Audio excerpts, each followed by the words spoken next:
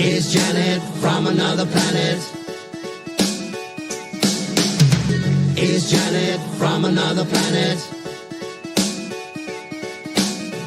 Is Janet from another planet? Is Janet from another planet? Is Janet from another planet? Is Janet from another planet? Is Janet from another planet?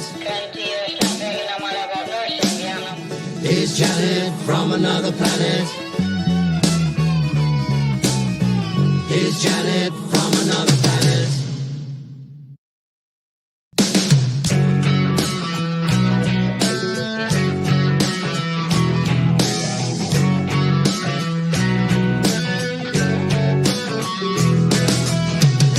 Is Janet from another planet? Is Janet from another planet? Is Janet from another planet? Is Janet from another planet? Is Janet?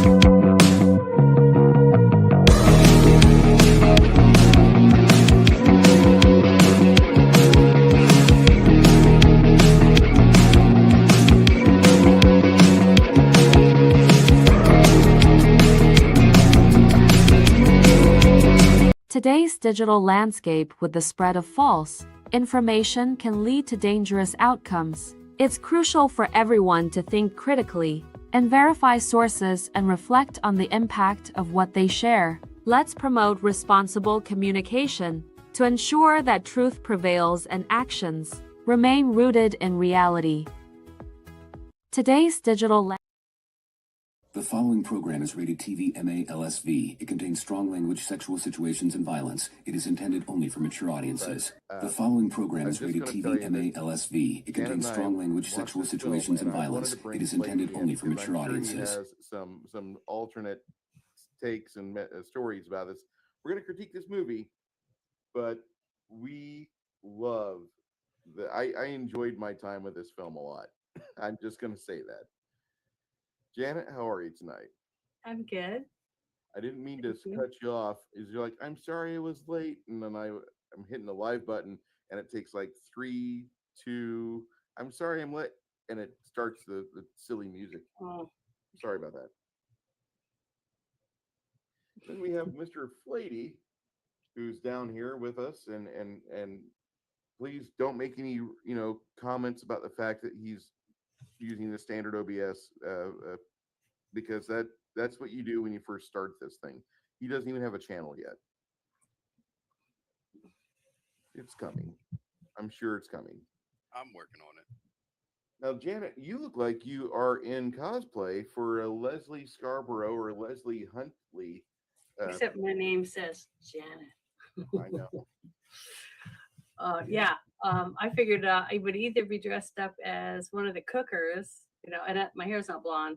I'd have to wear that blonde wig.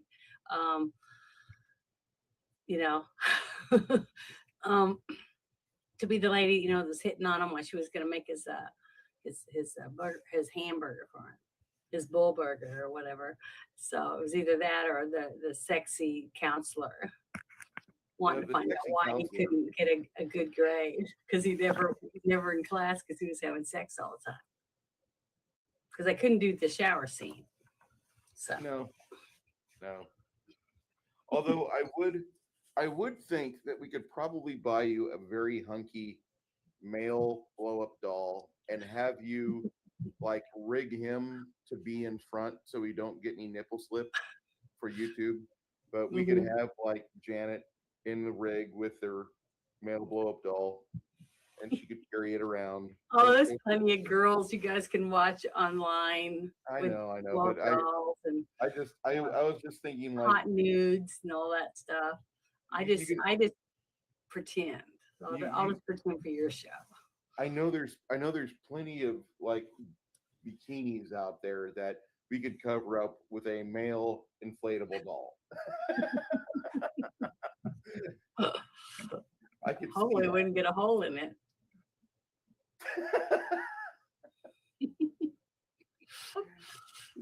I only have pierced ears. So I don't have to worry about any other piercings that might, pop up or something.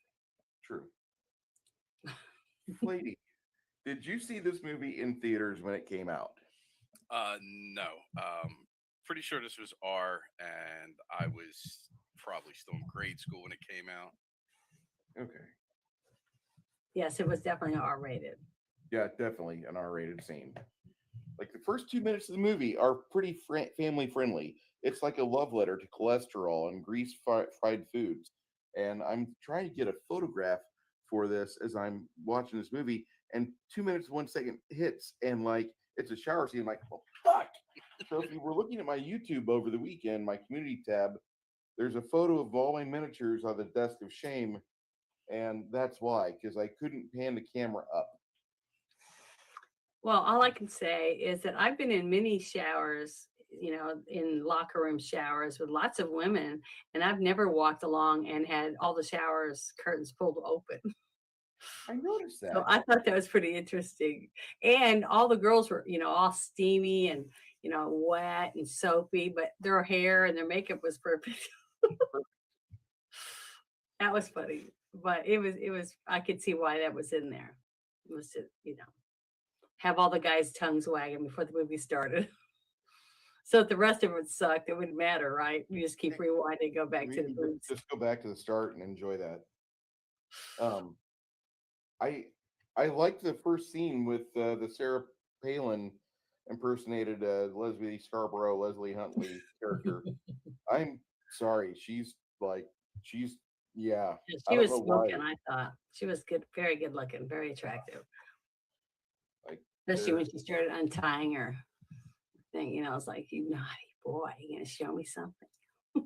All that shit. Actually happened. It was good. I thought it was a dream sequence. Yeah, I thought. That's what I told you. I said, I think he's dreaming. I don't think this is real until the door opened and the dean or whoever it was out there. So. Yeah, that has a tendency to stop your college career when you're plowing a high up individual there that has a certain reputation, and they need to preserve that. They boot you out, and then it shows a shower scene, and then the boy gets beat up by mom and dad for being an idiot. Don't get caught. Yeah, that was funny. The fact that they had plastic on the couch. That reminded me of my aunt's house. She had plastic like that. I mean, you could have some real fun on it if you had like, olive oil or coconut oil or something on a couch like that. Avocado oil. What did you think about the shower scene, Flady? Trying to remember. I gotta agree with Six Nations. This was, I think, me and a buddy. I want to say like 8th grade. Got it at the local video store on a Friday, and his dad would let us pretty much get anything as long as it wasn't too ridiculous. And I remember his mom coming out of the kitchen going, "What are you guys watching?" And then his older sister, she was like 10 years older. She could have been in the movie. I remember her coming down the stairs at the shower scene. She's like, "You two again? Like, Jesus. Is this every movie you watch?" I'm like, "I think you just wait until this scene comes on for you to come down the steps." Because literally like 4 times previously, we were watching some cheesy late 70s, early 80s B movie where, just the ridiculous person's on the screen topless and she's just coming down the stairs.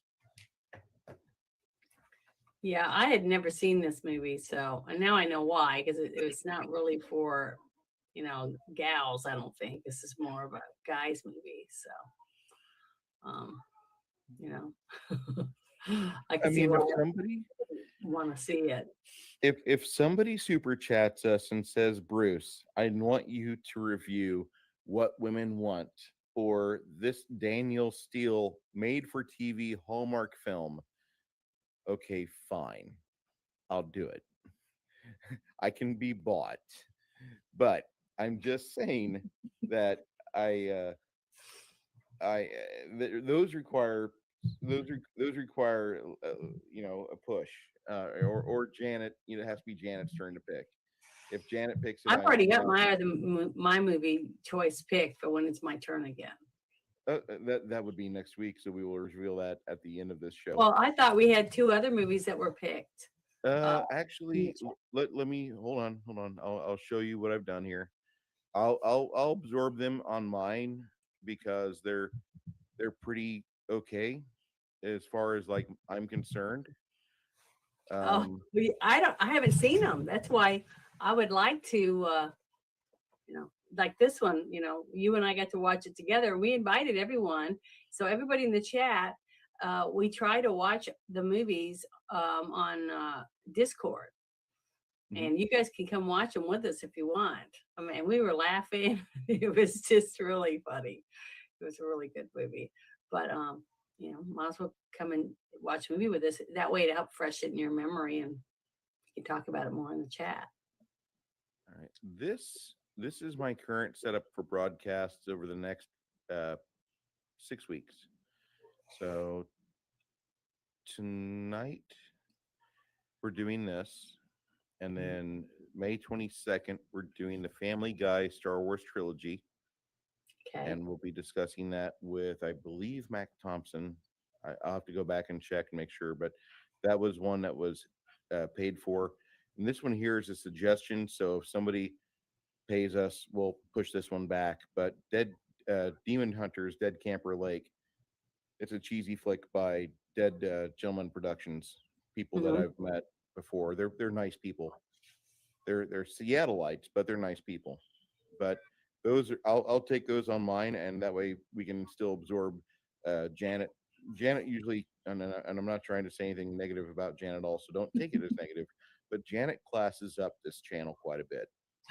That's even when I dress trampy. I don't think you're trampy. Well, if I wore what I have on right now with these, let me back up a little bit, because I got these lights and I need to shorten them. and sew them to this because they're dangly. And when I roll my chair back, I'm trying to get my leg up on my desk. But look, see my shoes? They're high heel tennis shoes. I just wanted everybody to see them with my fishnet stockings that I'm wearing. I'm sure somebody's going to clip that. So, but they're really comfortable. And I really like them, and they're really mine. So I do wear these. But this is kind of low class. I wouldn't wear this out in public. Fair enough. So, but it's fun. It's a fun outfit to wear. Now, if I was going somewhere where I was gonna, like you would Rocky Horror Picture Show or something like that, then yeah, I would be happy to wear it. I've seen you dolled up before, and I mean, when I say dolled up, I mean you're going out and you're out with political figures out. Yeah. Like Janet is a stunner. She dresses for the occasion. Yeah, I try to dress, appropriately. Put it that way. I like it. Well, thank you. Appreciate it. Like I said, you class up this channel quite a bit, and you do quite a bit for me. And so, I mean, I want to let you know, like, if there's ever anything you need, we're gonna try to do our best for you. My wife crushes on you all the time, so like, I'm just. But she's classy too. That's why she has lots of class, like me. We try, but she's a diesel tech now, so she has enough energy to come home and pile into the shower and scrub off diesel and other auto and truck fluids. See, that's the only difference is that I don't have to do that. I make art and I crochet and sew and I write. Yeah, and she labors, and she used to have a crafty lifestyle that she could indulge in, but now she has enough energy to come home, shower, eat, bed. And it's like, well, it's getting pretty regular with this. Okay. She's good with it. She's good with it right now. She enjoys it. It's a learning process. And I'm sure that at some point they're going to say, like, well, you've got 2 college degrees and corporate wants a manager, so guess who gets to be the branch assistant manager? And they're going to do that to her. But that's just what I see happening, because she is smart like that. She could do it. We've got, the crafting gamer says something. Even with the way Janet's dressed right now, she's still the classiest woman I know. Oh, that's so sweet. Thank you so much. The crafting gamer, I believe, is the one that did the Family Guy trilogy, I believe. Either him or Matt.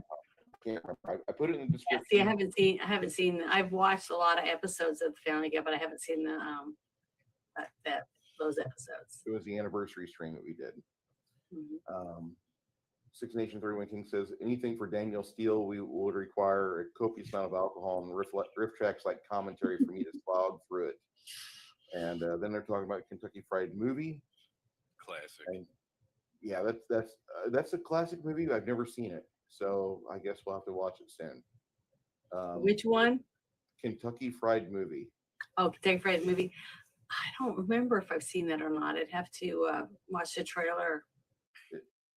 Okay, Crafting Gamer says the Family Guy Star Wars trilogy is me. Okay, you're going to be doing what Lady's doing here in a couple weeks. I think it's fun. I think it's good if you suggest a movie to come up with us and talk, and laugh along with us, and because one of us might say something that brings something else, into your forefront, and you remember it and like, oh yeah, we talk about that. So it's just nice to have your perspective, since you're the one that brought up the movie in the first place. At least I think so. I don't disagree with what she says. I do not disagree at all. No, I think it's a pretty fun idea. Yeah, I do too.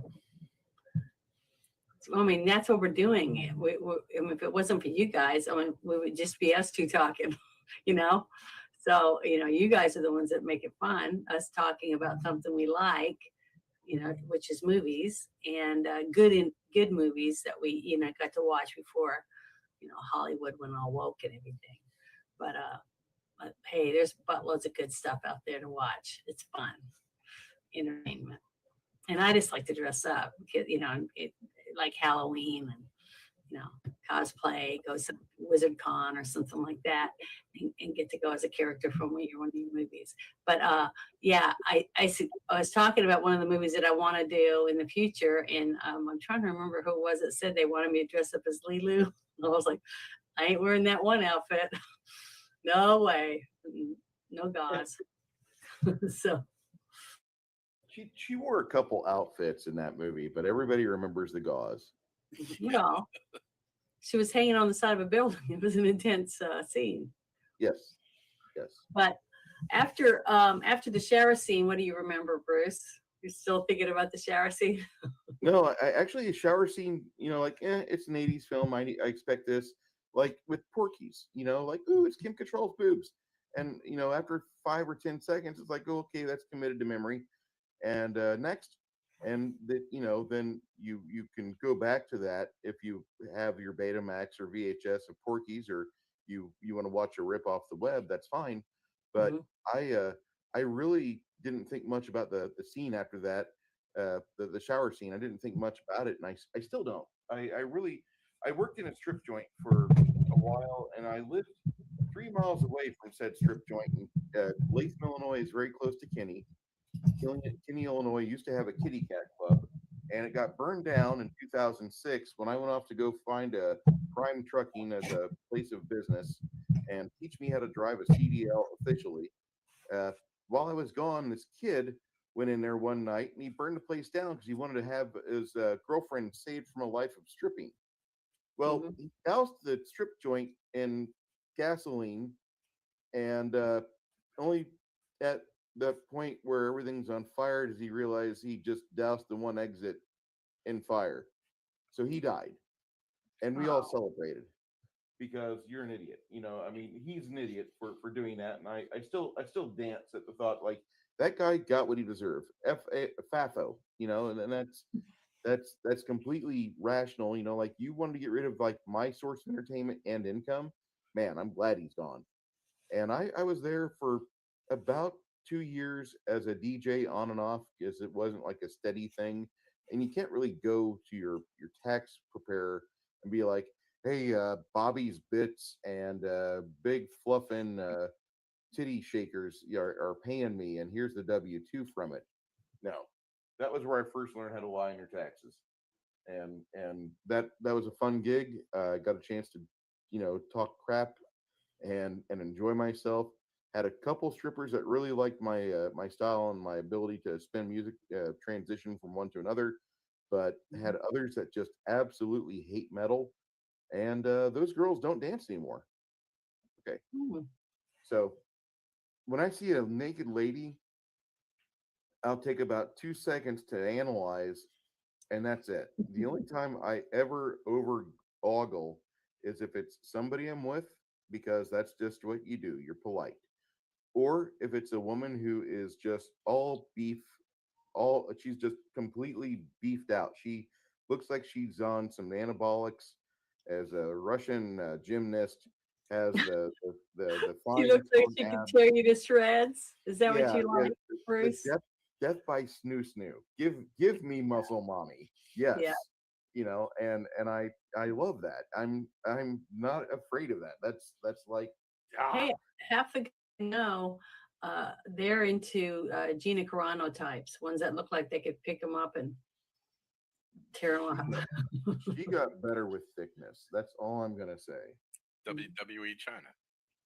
Yeah, like China used to be kind of cute, but don't watch the porn with her.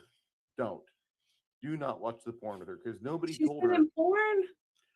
Yeah, Backdoor to China. Oh, I didn't know that. I just thought she was a fighter. The movie Backdoor to China ruined everything about her for me. And scene 3, if you're looking for that, guys, don't waste your time otherwise. She looks like my mom always said, why buy the cow if you get the milk for free? So if you can see her doing stuff with everybody else, and why would you want them? Exactly. Pretty much. So that's why I won't do it. I won't be on OnlyFans, or even with my feet. I mean, I've had thousands of people say, I want to see your feet. I'd pay to see your feet. I'm like, why? That's sick. There's plenty of feet out there. I mean, I could put someone else's feet on there and they probably wouldn't even know. But I'm not going to do it. I just think that's not my, that's not me. What I'm doing is I like, this is it. This is how I'm going to be right here. The stuff that I'm doing. It's slutty as Janet Kiss. This is as risque as it gets for her, and I love it.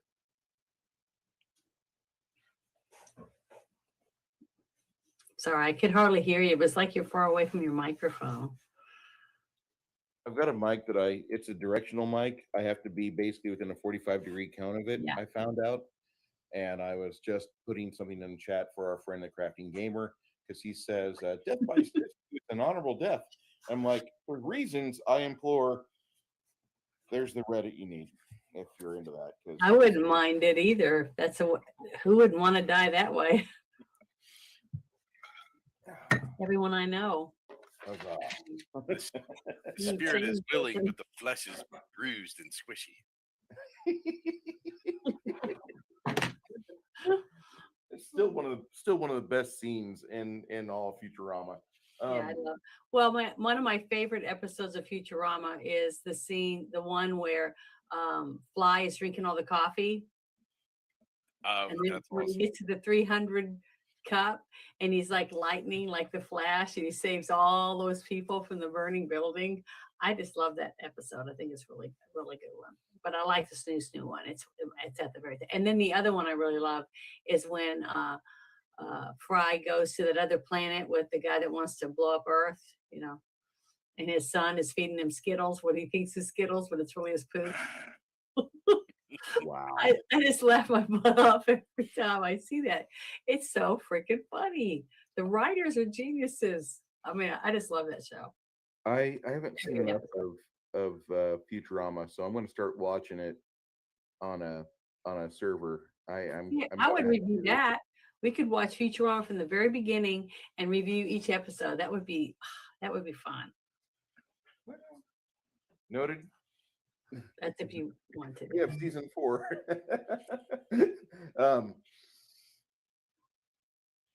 After the shower scene, I really focused in on the Hamburger U sort of stuff that they did, because they were kind of parodying the McDonald's university lifestyle, which I don't know if anybody here has ever worked as a manager for McDonald's. I know people that have, and I asked him.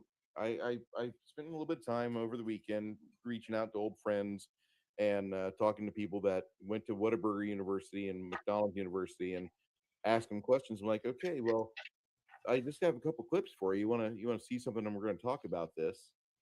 And I showed him clips of the CEO talking about no bull, which I thought was fantastic. And the corporate culture that is in this movie, starting with former linebacker of the century Dick Butkus doing his best Arlie Ermy, but coming off like G. Gordon Liddy. I absolutely love this in this movie. I thought he did a really good job. I knew him, I recognized him, but I just didn't. I couldn't place who he was, and I kept thinking of him as an older Marine, because so he just looked like a typical Marine kind of guy or something. I don't know why, but that's what I kept telling Bruce. I go, he used to be in the Marines. Who is that guy? When we were watching the show, and when he said it was football, I was like, oh, you see, I never really watched football. My mom loved baseball, so that's what we always watched, was baseball games and stuff. We didn't, and the Olympics. We didn't really watch that. But see, I wish I'd had a brother, because when you were telling me, Flady, about you with your friends, and you said 8th grade, something like that. Yeah, around there. Oh man, it would have been so cool. I mean, I was friends with lots of guys because I took shop and agri and stuff. My mom made me take home ec, but I enjoyed being with the guys more, and I got in a little bit of trouble because of it. But because they're the ones that got me to smoke my first cigarette, and stuff like that. But we set the woods on fire, behind our houses and stuff like that. But it would have been so cool to just hang out with a brother. I think I would have really liked it, but I was basically the brother to my 4 sisters. So, oh well. And now we use Janet to class up the channel. Well, it took me a long time before I really got into, wearing makeup and dressing up in girly stuff. And I like it a lot more than I thought I would. But, it's like I told you, my sister right below me and right above me, both were blonde, and they were built like Mae West. They were like just real hourglass, and I was more athletic build. So all the guys, I have a boy that liked me, and I bring him home, and he's like, "Who's that?" And I was like, "That's my sister." And they go, "Oh," so I was like, "Forget it. I hate guys." So, that's just the way it was. When I was in high school, like I dated from my fast food restaurant. That was bad. And then I dated from the restaurant next to us, which was better, but the selection was still bad. My ideal woman up until 2004 wore a men's boxers, a 2XL men's oversized hoodie that would completely tent pole her frame. You would have more revealing outfits in Amishville or in the Middle East than what I would see. And then she would have her hair pulled out the back end of a ball cap, because I was into 90s chicks like that. And I still like have a serious, like, I donate to the blue pill people whenever I see that. And that is like my absolute favorite outfit for women still to this day. I watch Friends for like second and third tier stuff, because between Crystal Bernard and Farrah Fork, the recently passed Farrah Fork, God bless her, those two ladies really like had a good 90s sense of fashion. But I was always like with the athletic chicks that would wear the baggy sweatpants and baggy shirts and all that, because after working at a strip joint for a while, you know what you don't really want to see a whole lot of? No, not that. So you want to flex your imagination a bit. Yeah, during when we were watching the movie on Discord, and Bruce was talking, we talked a little bit during different parts of the movie, and he was telling me that after we were done, we had talked a little. He was telling me about how he worked at the strip bar and all that stuff, and I was like, just think about it. What if your job was a gynecologist? I guess you'd get tired of it too, looking at it all day long, So it would probably take the edge off of, I've seen one, you've seen them all type thing. So we laughed a little bit about that, but it was funny. I thought it was funny. Glad to see my friend Grumpy Old Ninja Kintaro in the chat here. Thank you. Just want to say that. I really enjoyed the grill chef, the grill sergeant scenes. I love Dick Butkus. You didn't really see much of his personality on Sunday Afternoon Football, but in the 80s, he starred in a really bad TV show called Blue Thunder, which was supposed to be a follow-up to the movie with Roy Schneider. And it was Dick Butkus and another Chicago Bear alumni on there who just recently passed, and his name slips by me. But those two were on it, and they were the comedy relief, and they delivered in spades. It was actually only worthwhile watching Blue Thunder to watch what Dick Butkus and his buddy were doing. And they were supposed to be like undercover cops, but like undercover cops that are built like linebackers. It was great. Well, one thing about the movie with him as a character in it, I had a hard time understanding, was that like a good car back when that movie was made? Because he was, That was a Mustang. But it just didn't, but it wasn't very nice. It wasn't, to me, it wasn't flashy or, a woman to pick up women kind of car. So he was very, I just thought he was, boring. He was a boring character. And that's why the woman was like, he was a nice guy, but she wasn't really interested in him because he wasn't like trying to sweep her off his feet or anything. And when he would go out there and he'd wipe his car and all that stuff, I was like, you'd expect somebody doing that with a Ferrari that's red or bright yellow or something like that. But the car was kind of dull, I thought. So, that kind of, that made me even think, that he was more of a narcissistic slob or something, because his car wasn't even flashy. You know what I mean? Well, okay. I'm gonna hurt somebody's feelings here. I'm gonna hurt someone's feelings, but the Mustang peaked before I was born. Mhm. And I don't know how old I thought all Mustangs were old or something. Yeah, The ones like that people want to collect. the one you'd want to pay for and pay insurance for, those are 60s builds. And what they had in the 70s was not worth buying. I wouldn't get the Lee Iacocca Cougar either. Sorry, but I got to say that with the latest round of Shelbys we had about 10 years ago, that's probably where I would go with Mhm. money if I was going to buy a Mustang. But I wouldn't touch any other Mustang. And like it's just it's such a nut punch. Like if you're a Ford guy, and like it took them forever to bring out the GT40, that Mustang that Butkus is driving around, that little pathetic powder blue color, God, I mean, and he treated it like it was a queen. Mhm. I felt sorry for him on that aspect. I really did. But Well, that's like the before it gets damaged later on in the movie, mhm. all him, babying it and all that kind of stuff, that was normal. I mean, I watched lots of guys do that with their trucks and stuff like that.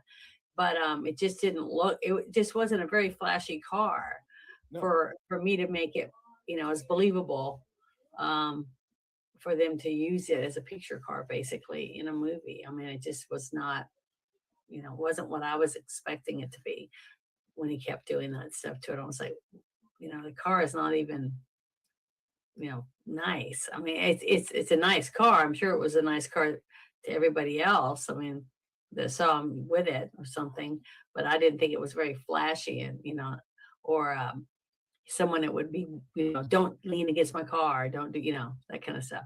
Usually has flames on it or, or something, it's fancy. It's got special coatings or special headlamps. I didn't hear anything under the hood on that, and it sounded like a stock Mustang, which was the reason why you'd want to alter under the hood.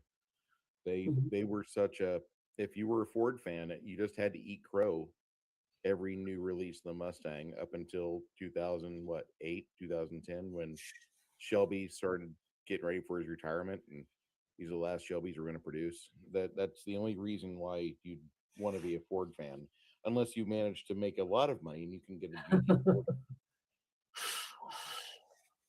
Yeah, I guess there's a lot of, fighting going on between cars and vehicles and stuff, depending on which one you were getting. But, but that place was pretty, like boot campish. Is that what it was supposed to be like? Mm-hmm. It was like a boot camp where, they, where's they the beef? They lampoon the. I thought it was the dumbest premise of a movie I've ever seen in my life. I've never seen anything so stupid about I mean, it was funny. I mean, slapstick funny, that kind of comedy. And they had quite a bit of slapstick with the one chubby guy that kept doing electrical shocks to himself. He reminded me of a John Candy, type character. And what was the other one that was in that Tommy? Tommy. Yeah, Tommy. He was funny, from Saturday Night Live when he's like, "I live in a van down by the river." That guy. Yeah, I can't do the voices and stuff, but I'll do it, but I have to get away from the microphone. Hold on. okay. But I just thought that he was funny. That he was a. Things are kind of rough when you're living in a van down by the river. Oh, you're funny. That was pretty spot on. He sounded a lot like him. Yeah, Chris Farley, that's his name. Someone put it in the chat. I couldn't remember. I'm sorry. But yeah, he was a really, really talented man. He made me laugh in every movie, even the one where he was the ninja. I mean, he was just very good at comedy. I cried when he died, and my parents were like, he wasn't that funny. I said, actually, in about 10 or 20 years, people are going to say he was a genius. But go ahead and say he wasn't funny. People said that John Belushi wasn't funny. But I watch the Blues Brothers every year, twice or three times if my father's around, because that's just what we do. The Busterburger University portion is completely a parody of the McDonald's lifestyle, which they imprint upon you at Hamburger U. And this movie got pretty accurate. I've not been to a McDonald's University, but my friends who saw the grill chef stuff, they said they try to get to that point.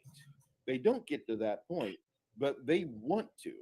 They want to make it to where you believe in the golden arches, you believe in your store, and you believe that you're going to be able to bring home enough money to buy everything you want. You just have to put your nose to the grindstone and manage these 16-year-old kids.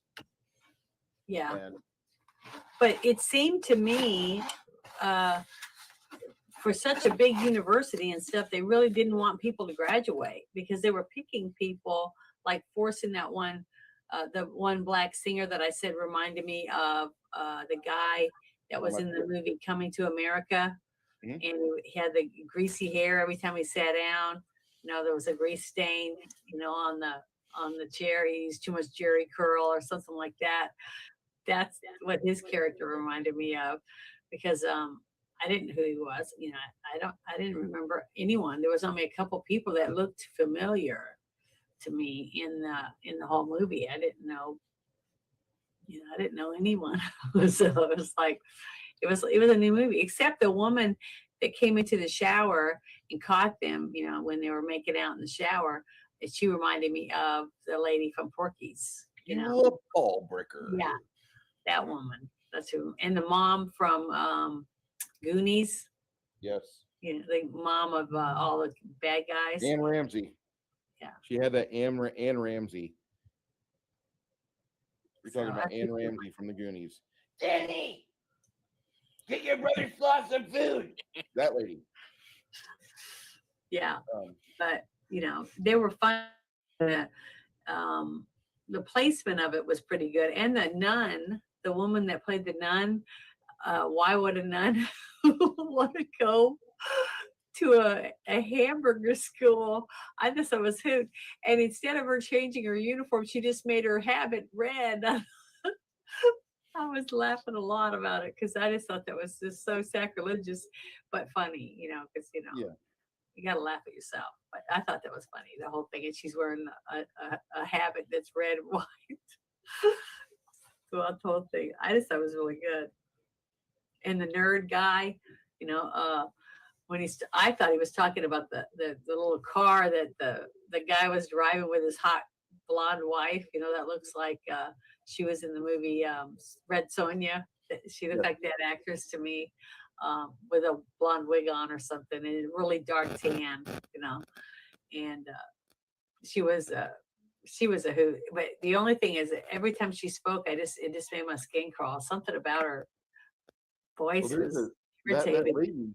That lady you're talking about was in the movie The Man with Two Brains with Steve Martin. And he's looking for a woman who has a great body so he can shove the brain of his dead wife in her corpse. And he's takes this girl who is Randy Brooks, and she plays Mrs. Volk. Okay? Yeah. She plays the Lyman Volk's wife.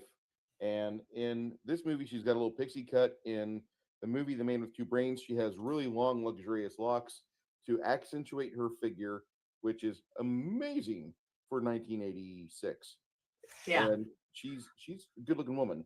Yeah, she was built like an Amazon woman, you know, very tall, statuesque, nice, you know, boobs, you know, and she was shapely. She wasn't a stick-figured kind of woman.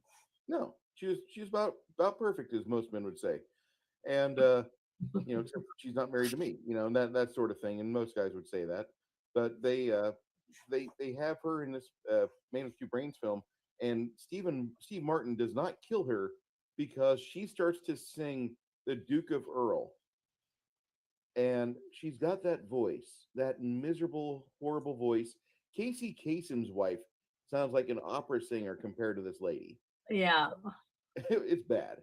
Yeah, And she's another big, taller Amazon built woman too. Casey Kasem's wife. When she was in, wasn't it she in Ghostbusters? yes, she was in Ghostbusters. Her Yeah, and in Rick Moranis Ghostbusters. had a scene, Mhm. which was nice. And she was a big woman. I mean, I'm not saying she was, ugly or anything, but she was beefy. I mean, she was tall, big boned, very pretty. I thought she was beautiful too. So, yeah. Yeah, that's her with the hair, Yeah. longer hair. Mhm. And I mean, nowadays she's a little older. She's in But bigger where stuff. was she from with that accent and her voice? It's like very nasally and I hate I don't to say, I want to say Chicago. I don't want to hurt my friends that are up from my home state, but she was born in New York City, New York, USA, know. and she's known for The Man with Two Brains, TerrorVision, and Cop. But she was Lyman Volk's wife in this movie, and Lyman Volk is very, very fastidious on everybody eats from Busterburger.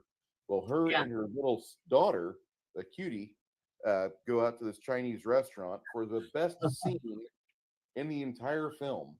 Yeah, oh my God, that scene I was just shocked. I've never seen anything like that before in a R-rated movie. Oh my gosh, I was just, I was They shocked.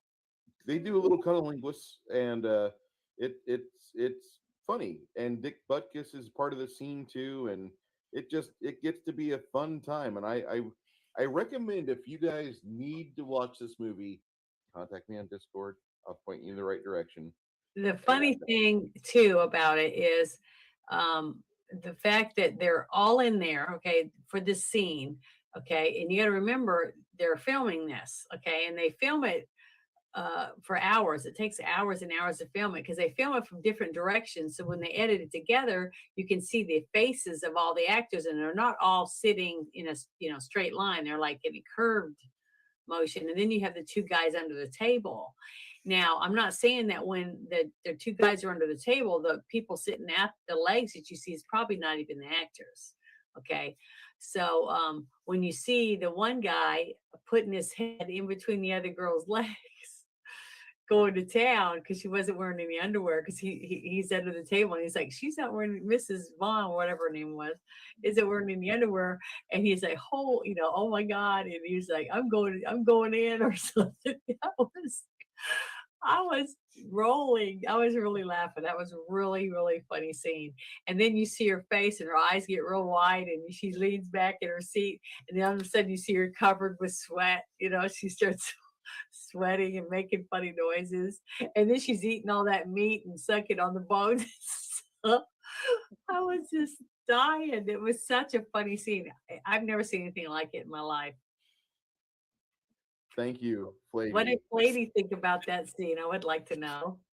Oh, I mean, the movie itself is a masterpiece of cringe. It encaptures the 80s, just that essence. And yeah, I'm pretty sure. I know I didn't see it in the theater. I think it was like 2 years later. It was either we got it at like Hollywood Video or it was on Family my buddy's Video or HBO. something like that. Yeah, or my dad got Prism when cable first hit, and everybody else got HBO. So it was either on HBO or we got it from the local video store. Um, Two Well, side notes: the uh, lesser known and cheaper version of McDonald's University was Burger King University. They didn't want to spend the money, so they mainly recruited in high schools because I got wrapped up into it as my first like high school job. And if you would like to buy shirts for this movie, you can get them from AliExpress for like $7 oh, in bulk. really? In bulk. because would I you want got to do on. that?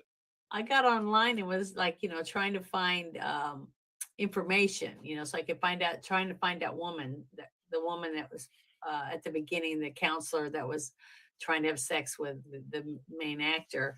And I found this thing that said Hamburger, the motion picture, and it said 1986 teen sex comedy. It was like, I was just shocked because I didn't even know they made R-rated movies towards teenagers. I didn't think that was Wait, what was legal.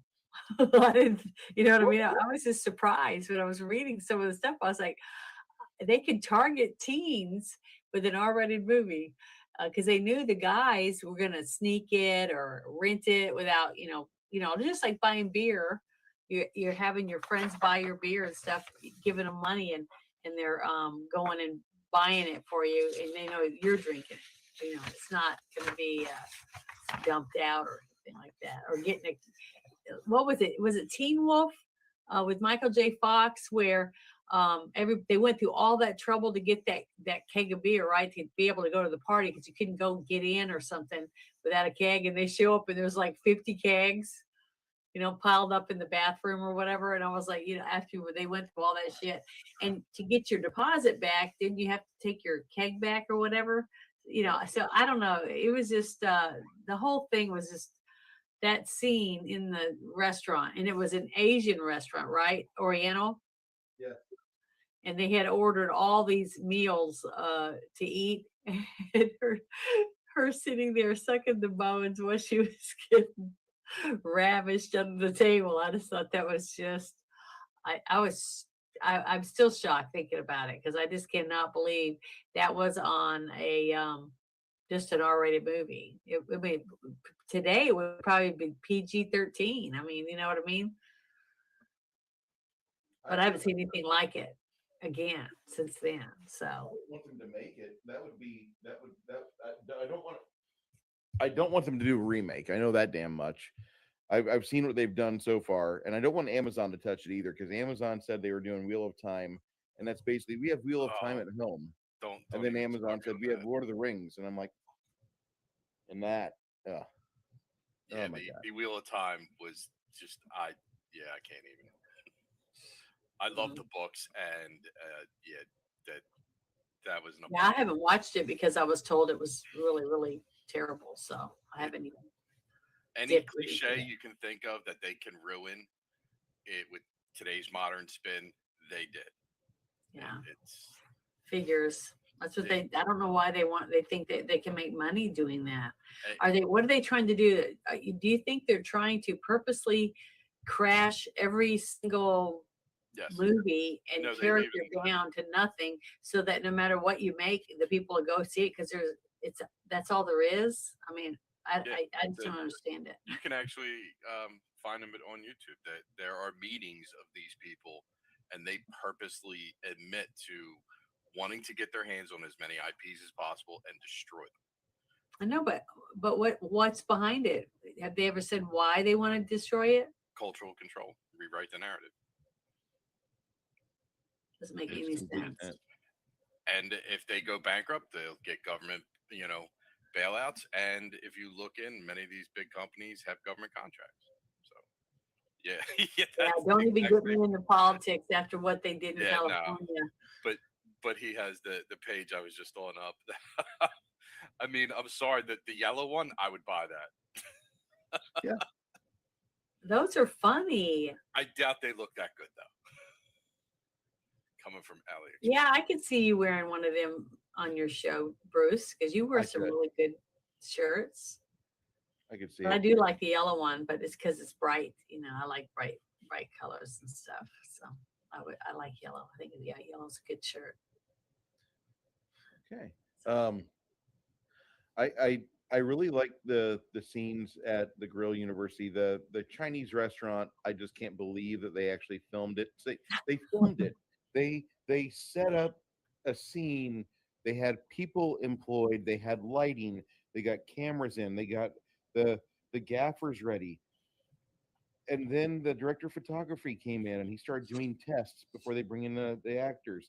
And they start making sure they have all the Don't they make sure they have everything ready to go before they bring in the actors? That's like the Yeah, they last have part. stand-ins that come in and they'll sit in the spots while they're doing the lighting and the microphone checks and all that stuff, because you don't want the actor having to sit there for hours, while they're trying to fix all that stuff. So you have stand-ins doing it. And then sometimes they have real food, and then they do have real food normally, except that nobody eats it because it's been sitting there for hours and hours, So One of my it favorite. looked pretty films. real, but the one thing that I knew wasn't real was the fact when she starts pulling on the tablecloth because she's getting close to having an orgasm or whatever, and she pulls the tablecloth off the table, and that's when Dick Buck gets to see through the glass table, which you normally would never have. They don't normally have glass tables in a restaurant like that. No. It's just not cost efficient. It makes them too heavy. It's hard to move around or whatever when you rearrange things. But and then you see his face when he sees them under the table. So I just thought all that was really, it was a really funny scene though. So Yeah, really 10 out of enjoyed it. 10 would watch it again. I'll just say that between those two scenes, the Burger University stuff and the Chinese restaurant, that was absolutely priceless. And the rest of the movie, the act 3 kind of failed a little bit for me, but it was still had some funny parts in it. Like I wasn't really a big fan of the rigging up. Well, hold on. There's a scene where Dick Butkus is using a radio to talk through the speaker of the drive-thru to a black cop. And I'm sure back in '85 that was considered just semi-racist. But in 2023, that's like the only thing missing from it was just the N-bomb chef's kiss at the very end. That was the only thing missing from it. That was all it was missing from it. And it was in the script, and he lined it out at the very end. There might be footage of them testing it, and it didn't fly well, so they said, no, we'll take the N-bomb out, no big deal. And that scene didn't really fly with me too well, but I know they did it for a reason that's coming up. And Dick Butkus tells the main character, Mr. Rocco, that we have, whole cities have burned for less. Butkus is going to, the grill sergeant's going to ruin this guy because he hates this character. He's just too good looking to be a manager for these people. He's jealous of this guy. And well, he's jealous because he knows his woman, the woman he wants, is attracted to him because he's not just. I don't think it's just because he's attractive. It was the fact that he was attentive and flashy, or he was exciting. You know what I mean? You can have. You don't have to be really handsome or beautiful to be exciting. You just have to be spontaneous and, want to try new things like that. So that's what I think was attractive to her about him. Like the whole scene when they're in the pool and they all end up in the pool. I thought that was funny. But the geeky guy that wore his pants like Urkel, that one, the whole thing about him going and working for the scientists and getting injected with all that, I guess, chicken fat, he was getting injected. It wasn't fat. It wasn't manteca. I mean, it was, but it wasn't. I'm sorry. Let me pull up. Let me see if I can still scroll up and find that statement. That was, Yeah, someone made it earlier. I forget who. I think it was Six Nations said that. But when they took him and he had the feathers on his back and he was clucking, he was doing that pluck, pluck, pluck, pluck, pluck, like a chicken. I was laughing. I thought that was funny. And then when they explained it and all that stuff about why he was turning it basically into a chicken, and then they take him to it looked like the bottom of a swimming pool that was drained. And then you see these two chubby girls wear these weird outfits come and get him, and you're like, oh no, what's gonna happen? Are they wanting him to be like a rooster or something and breed these chicken girls? I didn't know. I was just my imagination. And then he gets back and he has an egg and he gives it to him. I just thought, oh my God, That was so stupid. It was funny, though. It was funny, Yeah. though. I did laugh a lot. Six Nation 31 Kings came up with it. He's like, you got a quality film with dialogue such as Dr. Mole, and I quote, I injected 20 cc's of bird cum. That is the equivalent of 3 tons of my new synthetic chicken. Top tier entertainment.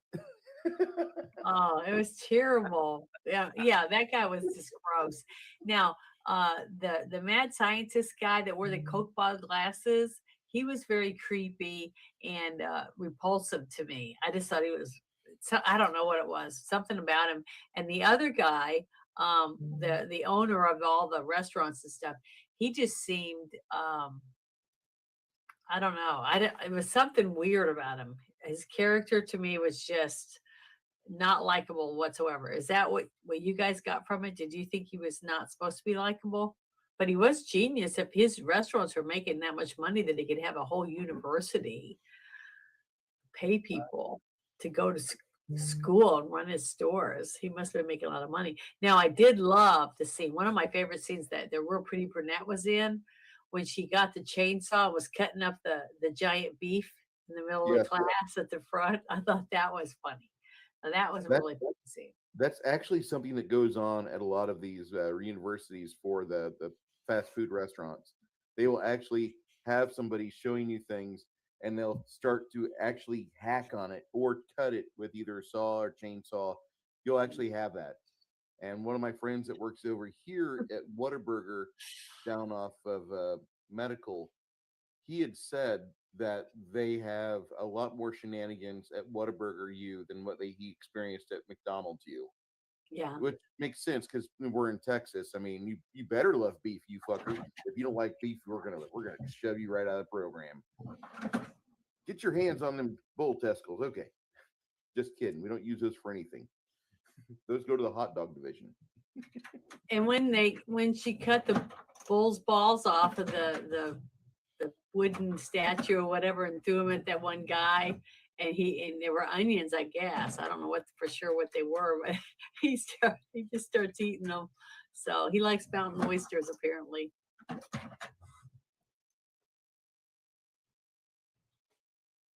saw those made. Got a little bit of love for Beer Fest in the chat. I'm sorry, what did you say, Flatey? I was gonna say I saw Rocky Mountain Oysters made once, and I was just like, no. Did you hear what he said, Janet? Oh, she went on mute. I believe she's got some messages on her phone. I heard the phone vibrating. I have somebody printing something, so I turned off my my microphone. Fair enough. Beer Fest is good though. Yeah, that's a great movie. Have you ever seen their first movie, Puddle Cruisers? No.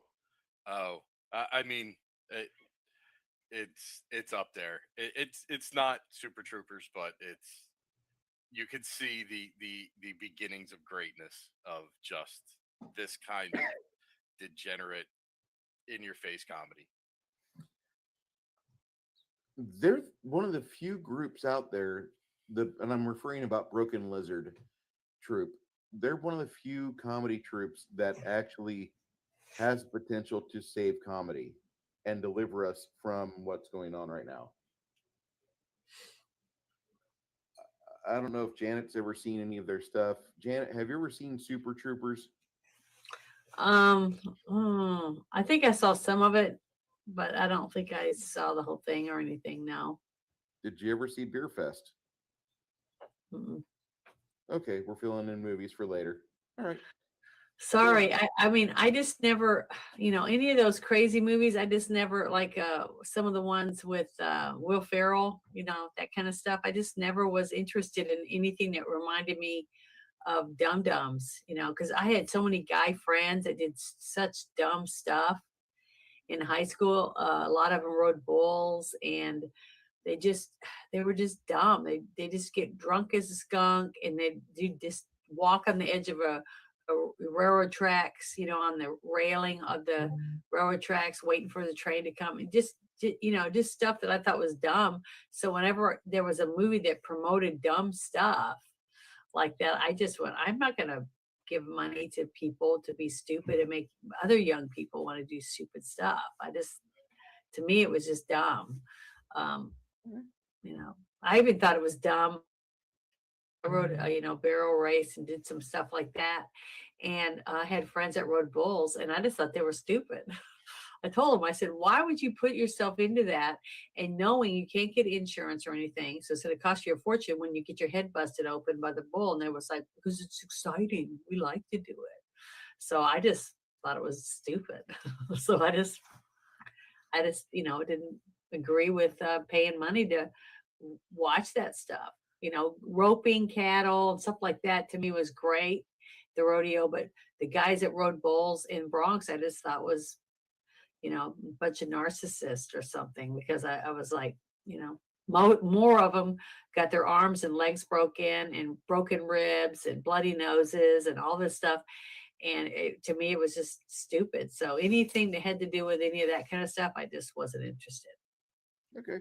I'm not a fan of Will Ferrell, first off.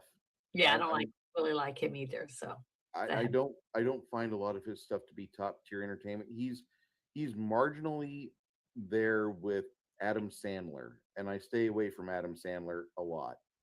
I really do enjoy though the Broken Lizard guys, because they actually make funny movies, and we're going to watch Beer Fest sometime in probably July or August, because that's just a fun movie, and you could probably show your son or your daughter's boyfriend, like, I'm a cool mom, and I just got shown. Well, I thought this movie was funny. I'd never seen it. It wasn't one that I would be rushing out to see. You know what I mean? But I thought it was funny. So it was entertaining, and it was it had some really bizarre stuff in it, but.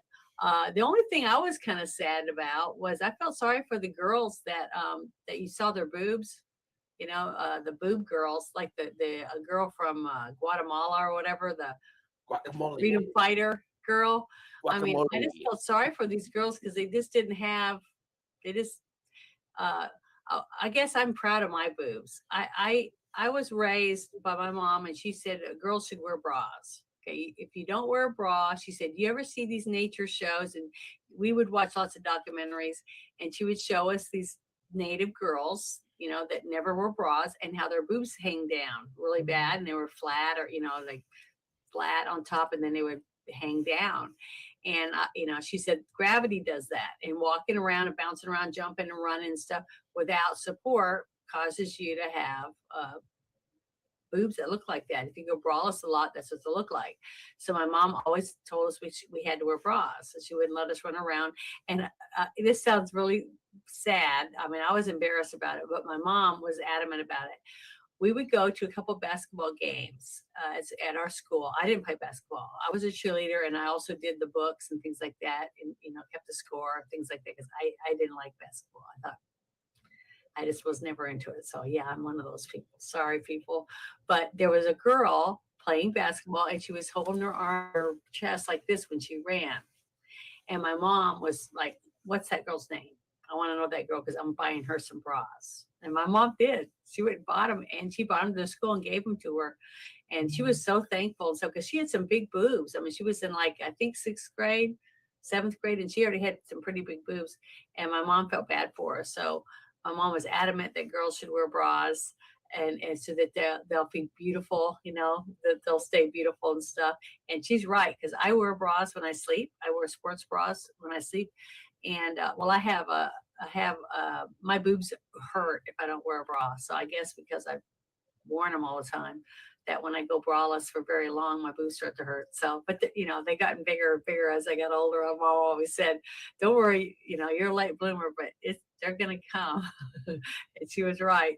But, and they look good, just like that episode of, what was it? What's the name of that show? Seinfeld, and had that real pretty woman, Terry Hatcher. Mm-hmm. And he was wanting to see her boobs. And he was like, and she said, they're magnificent. That's what she told him. He never got to see them. So I thought that was funny. And I say that about myself all the time. I brag about them because I know what they look like, and I've taken good care of them.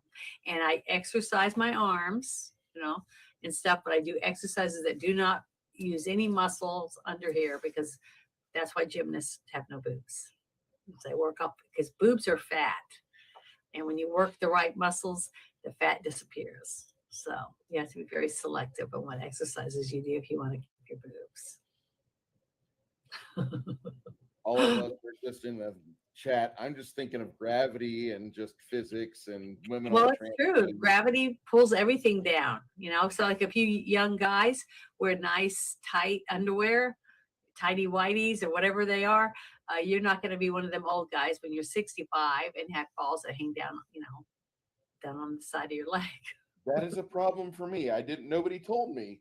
Nobody told me this. See, I had a wonderful mom, and she had 5 girls, so, she tried to help us. Now I had a couple sisters that would sneak around and go braless anyways, because they just thought it was, the sexy thing to do is to not wear a bra. So, moms can't win over all the kids. You're going to sneak around and do things. Like my mom would try to get none of us to smoke. And I puffed a couple of cigarettes myself. Is that from that TV show about the guys, girls on trampolines? Yes. Yeah, I love that show. I used to watch it because I thought those guys were funny. Well, they were when they had a good script. Actually, Adam Carolla is hilarious, but Jimmy Kimmel needs a script writer, and if he doesn't, he gets like Amy Schumer, and he starts talking about his peen, and it falls flat. See, to me, that's funny. That just shows a strong male testosterone levels, and that I think it's great. There's nothing wrong with men being men, and liking to watch girls jump around or run or whatever else. It's not perverted. It's kind of funny and cute, but sexy at the same time. So that's what I think is wrong right now in a lot of the things. Sorry, people, I can't help it. All the stuff just starts popping in my head, and I just can't stop talking about it. So if you want me to shut up, just tell me to in the chat or whatever. Please continue.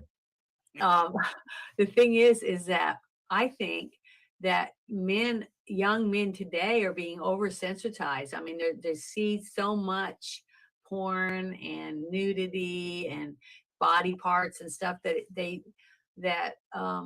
seeing a nice girl wearing a nice outfit with her hair done and the perfume on, and her trying to be a lady, crossing her legs, things like that, isn't appealing anymore to guys. They don't see women as attractive being a woman, because they think they have to see, TNA. If you don't see TNA, then they're not interested. And I've had guys do that to me. They're like, they take me on 2 dates, and then they're like, well, when are we gonna make out? Or, when do I get to third base? And I'm like, what? And then I've got girlfriends too, that use what is that one app where you swipe left or right or whatever it's called? Tinder. Yeah, these different apps to get guys. And this a friend of mine, she went on a couple of dates with this guy that she met on Tinder or whatever, and she's telling me, oh, he was great, he was hot, blah blah blah, and I'm like, you brought a guy to your house?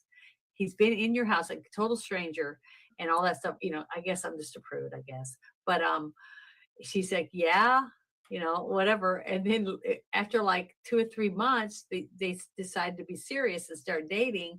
And I remember she's like, his birthday's coming, I want to get him something special, something unique. And I was like, get him some nice silk pajamas. And she goes, oh, that's too personal.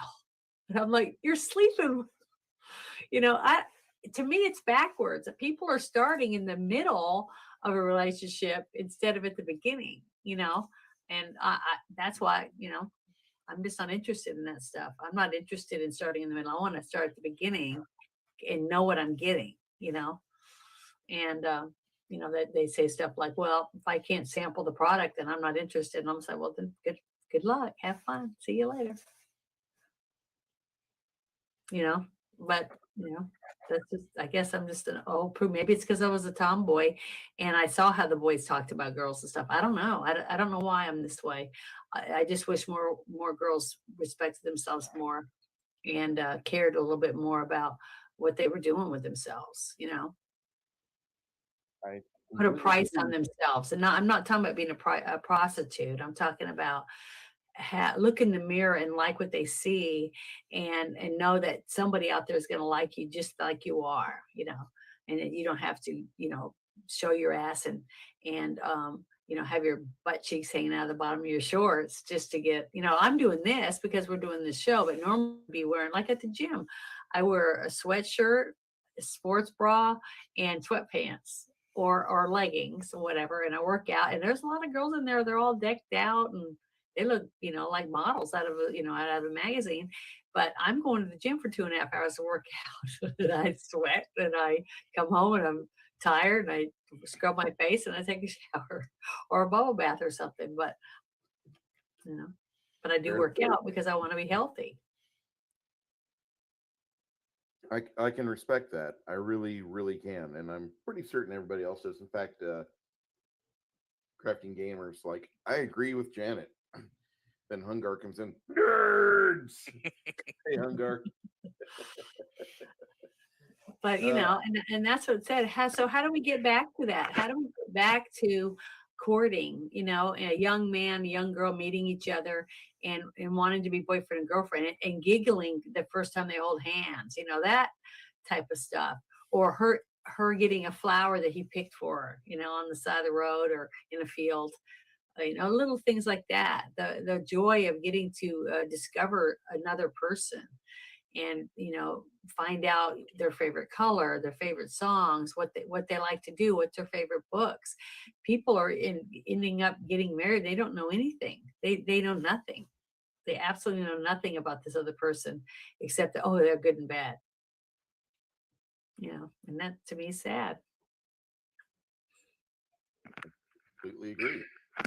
I mean, 'cause I like to look, when I see a hot guy, I'm like, wow, whatever, just like anyone else. I mean, I got feelings and I got, a drive just like anyone else, but I'm not going to run over and say, hey, I want to jump your bones because you're so hot. It's just, I might kid around and joke, but I'm not going to really do that because to me, that's cheap. I don't know. Maybe that's because I get that from my mother. I don't know. My mom was a lady, I thought, she was, she wanted us girls to be ladies. And she had 5 of us. So that was a lot. I admire your mother so much. Yeah. 5 daughters. Yeah. I don't know if we can go back to those days. Daughters.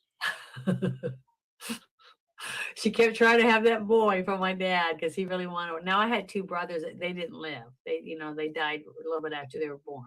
So I had she had them, but she didn't get to raise them. So I would have liked to have had one. Yeah, I get it. I'm an only child, but my parents had 3 others, but they didn't make it. So I mean, that was the 1970s. There's something that you don't see too much anymore nowadays. You don't see the March of Dimes being used that much. They had a scandal about 10 years ago, and that used to be the big charity where I'm from. Like, March of Dimes was who we gave money to. We gave them a fuck ton of money because my mom had good experience with them. Then whenever she lost the twins in 72, my mom was like, kind of 24 years old, not a lot of money. Here comes March of Dimes, and they help out mom and dad. And like ever since then, they've anything we got, we kind of, that was our charity of choice until I discovered Wounded Warrior Project and became a vet, and I've got a lot of friends now that are broken. But that's what I do now. But I really do like March of Dimes, even though they've had some problems in the past. And I really think that for Janet, if we were going to get back to a society like that, first off, we have to bring back masculinity good.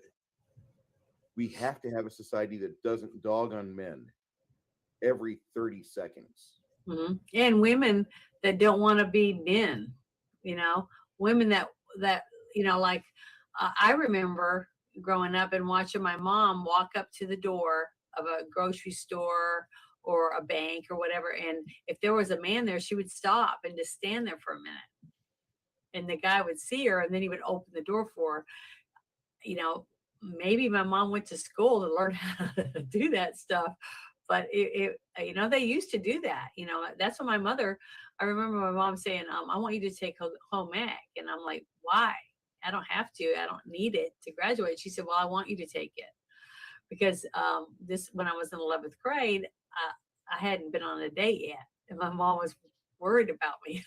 She thought because my dad had gotten military and he moved to Arkansas, and when I went, I was looking around at the potential dates, and I was like, you know, I'm not marrying some, you know, goat roper or something. And it was a teeny town though, like not even 2,000 people. Okay, it was very small, but she moved there because her mother was sick.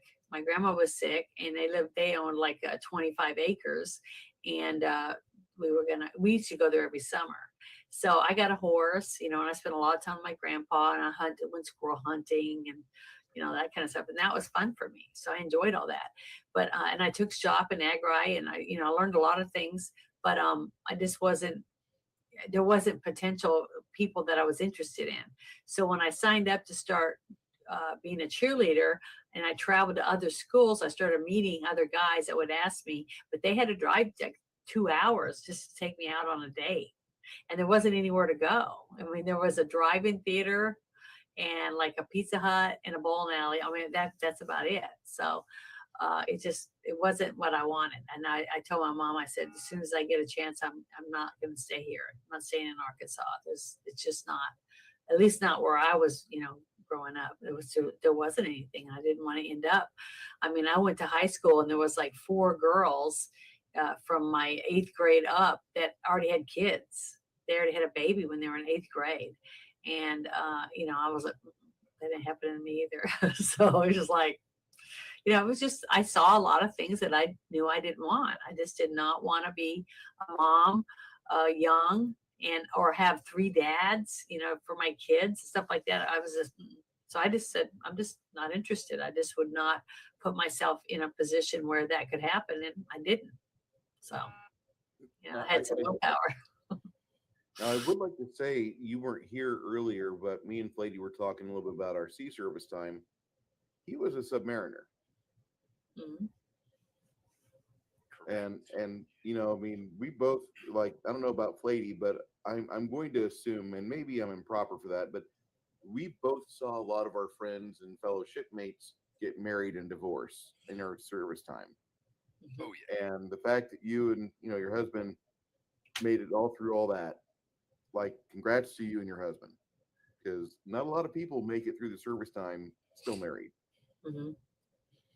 Yeah, it's yeah, military is, you know, really tough. My dad was Air Force, and we traveled when almost every year and a half we were moving, you know. So just like I was saying about Dungeons and Dragons, it was really hard for me to play or find anyone that let me play because they were serious about their teams. And they said, well, you're going to be moving in a year. We don't want you on our team because you can't be there. We help build you up, and then you're no good. We can't use you anymore. You know, so I was like, okay. So I'd go and I'd watch a lot, you know, and get drinks for people and stuff like that. But, you know, it wasn't the same. I didn't get to play. I wanted to, but there just wasn't an opportunity for me because of the lifestyle that we had. So, and a serious gamer is not going to let you play when you're not going to be there. So That's just the breaks. I mean, no offense, but this isn't 2023 where Janet can just open up a tablet and just jump in on roll 20. I know, that's great. That's why when I got started talking to you about it and stuff, and I was like, "What, for real?" You know, I thought you were kidding. I didn't realize it was real, and I'm loving it. I think it's a lot of fun. It's almost like I'm getting to turn back time a little bit and be a kid, you know, and get to do the things that I wanted to when I was young and never had the opportunity to do it. I think I would have kicked some butt if I'd been able to play it when I was a kid. But oh well. I'm really hoping that you enjoy the game. And I do.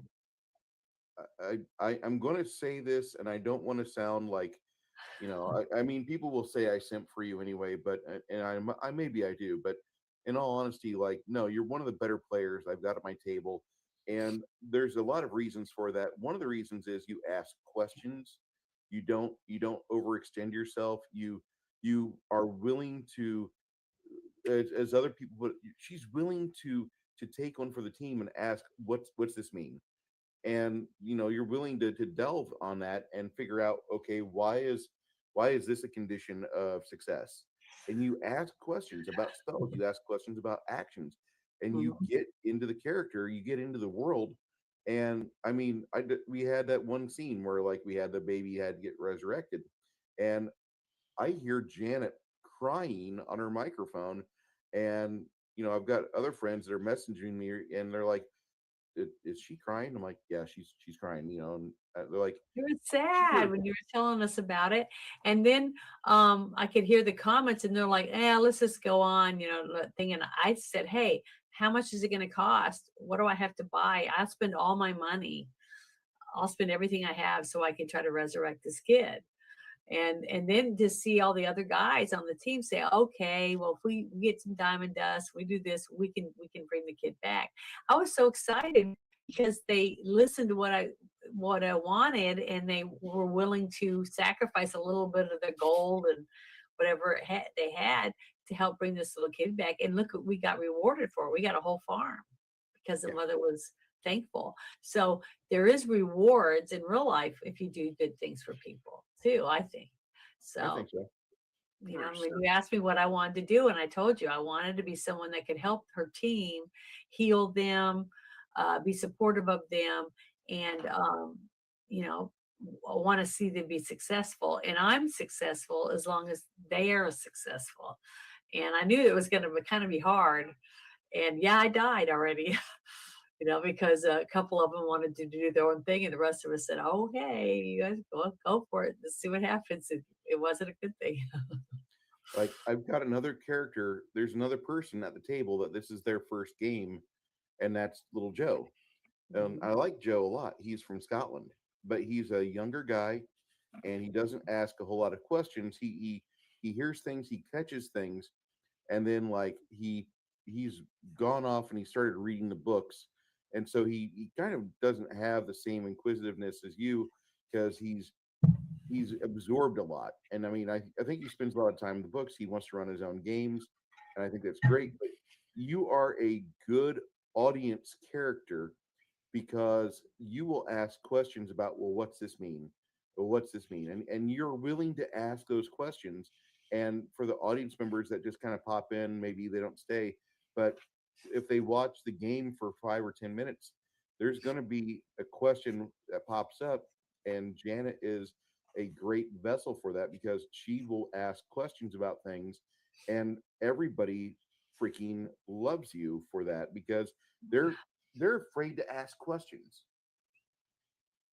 They've Well, been playing the game for like two, my three, mom 10 didn't years. like it too much, and neither What? did my dad. But I've always been that way. I've been very inquisitive because, how are you supposed to solve anything if you don't know what you're solving? If you don't ask questions and try to look at it, stand back and look at it. It's like getting an IKEA shelf or a bench or a or a desk, and then just saying, screw the directions. We don't need them. And start putting together, and you're all done, and you realize the whole thing's put together backward, and now you got the bottom of the desk on the top, stuff like that.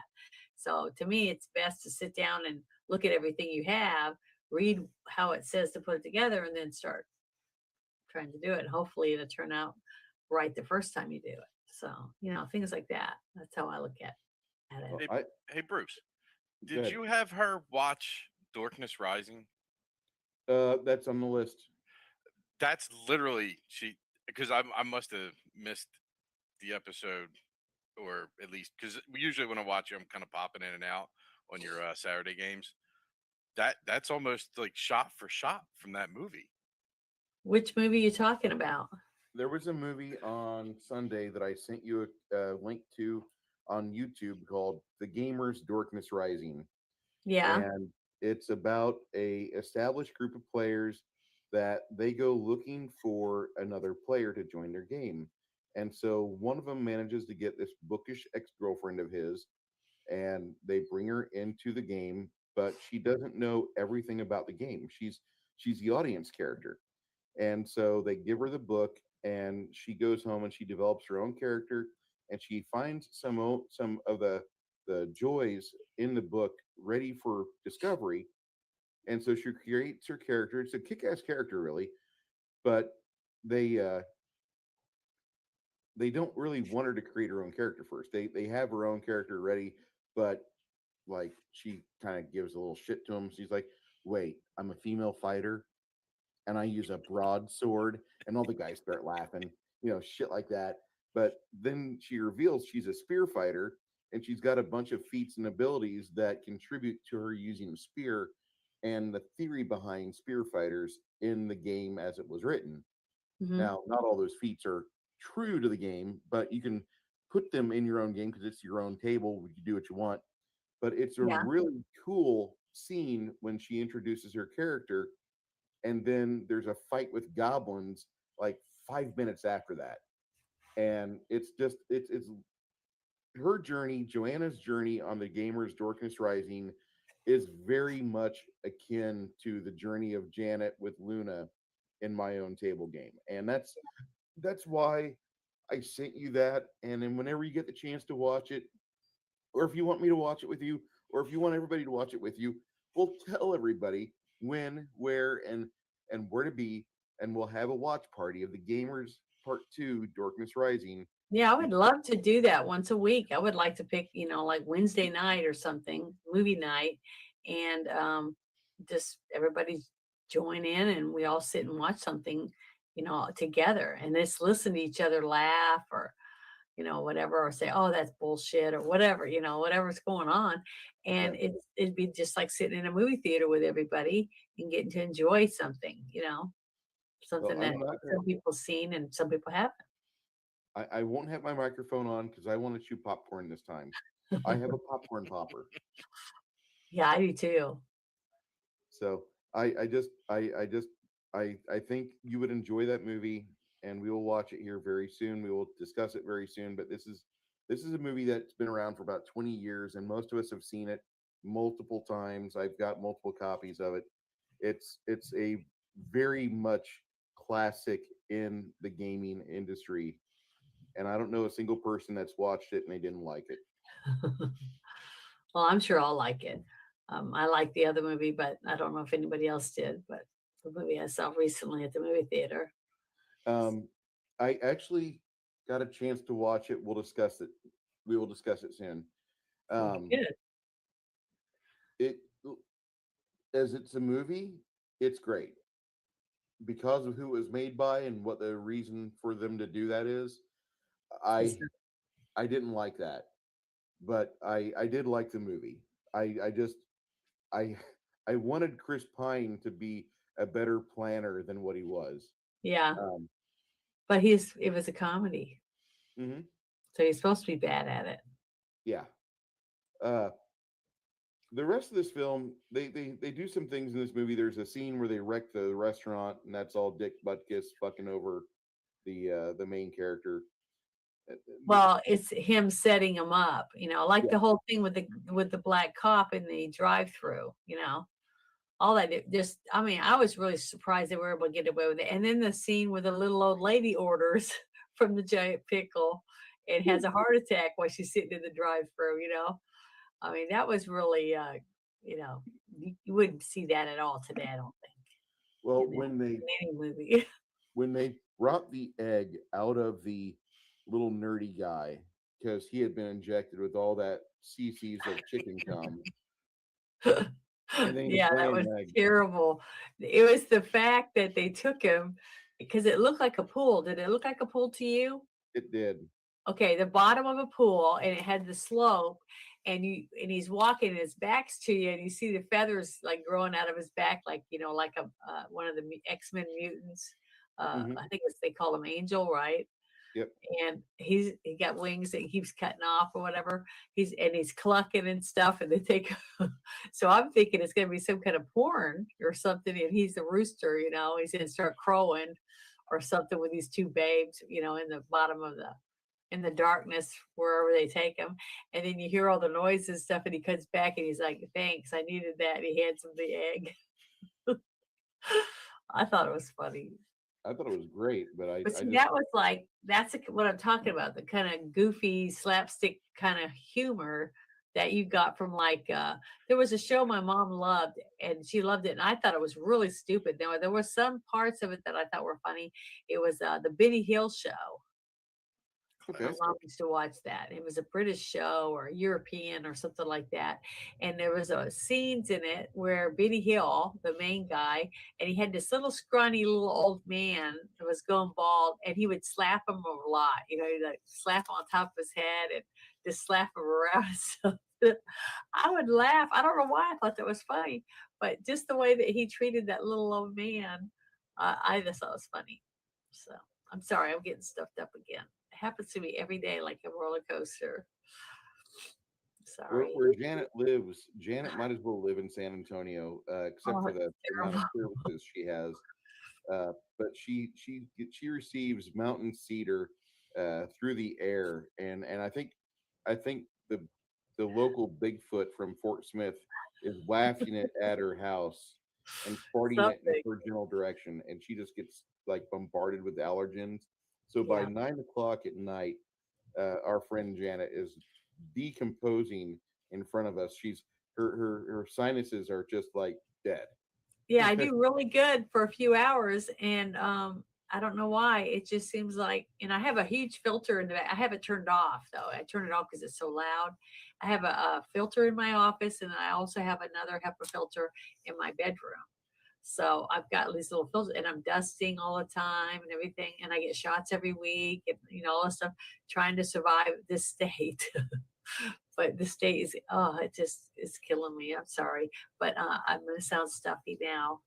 So, and my nose is getting redder and redder because I'm stuffed up. So I'm sorry. All right. To answer the question, Six Nations, they do make a were chicken miniature, or you could buy a giant chicken miniature if you so choose, or better yet, go to Thingiverse, download the STL files, you can print it off yourself, or at a local game store that has a 3D printer. A chicken for what? It's a werewolf chicken? A were chicken. Or a poultrygeist. I haven't seen it.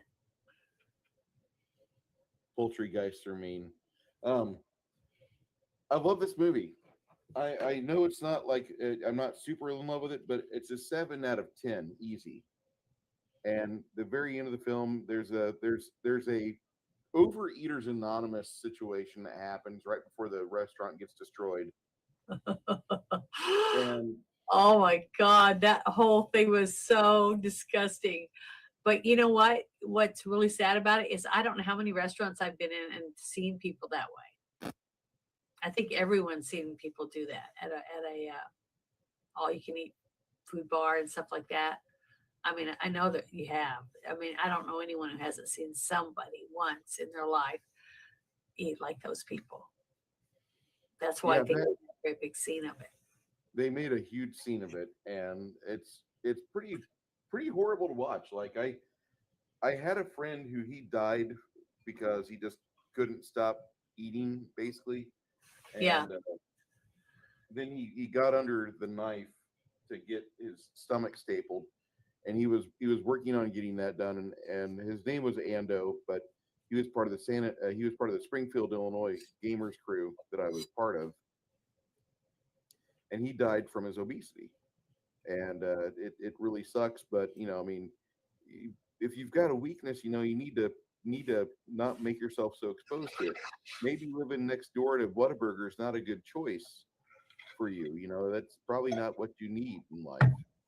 And this guy, he lived above a bakery, and so before he died, he was like 400 pounds. There's a reason why he's no longer with us. I miss the guy, and he was funny. Really sad though.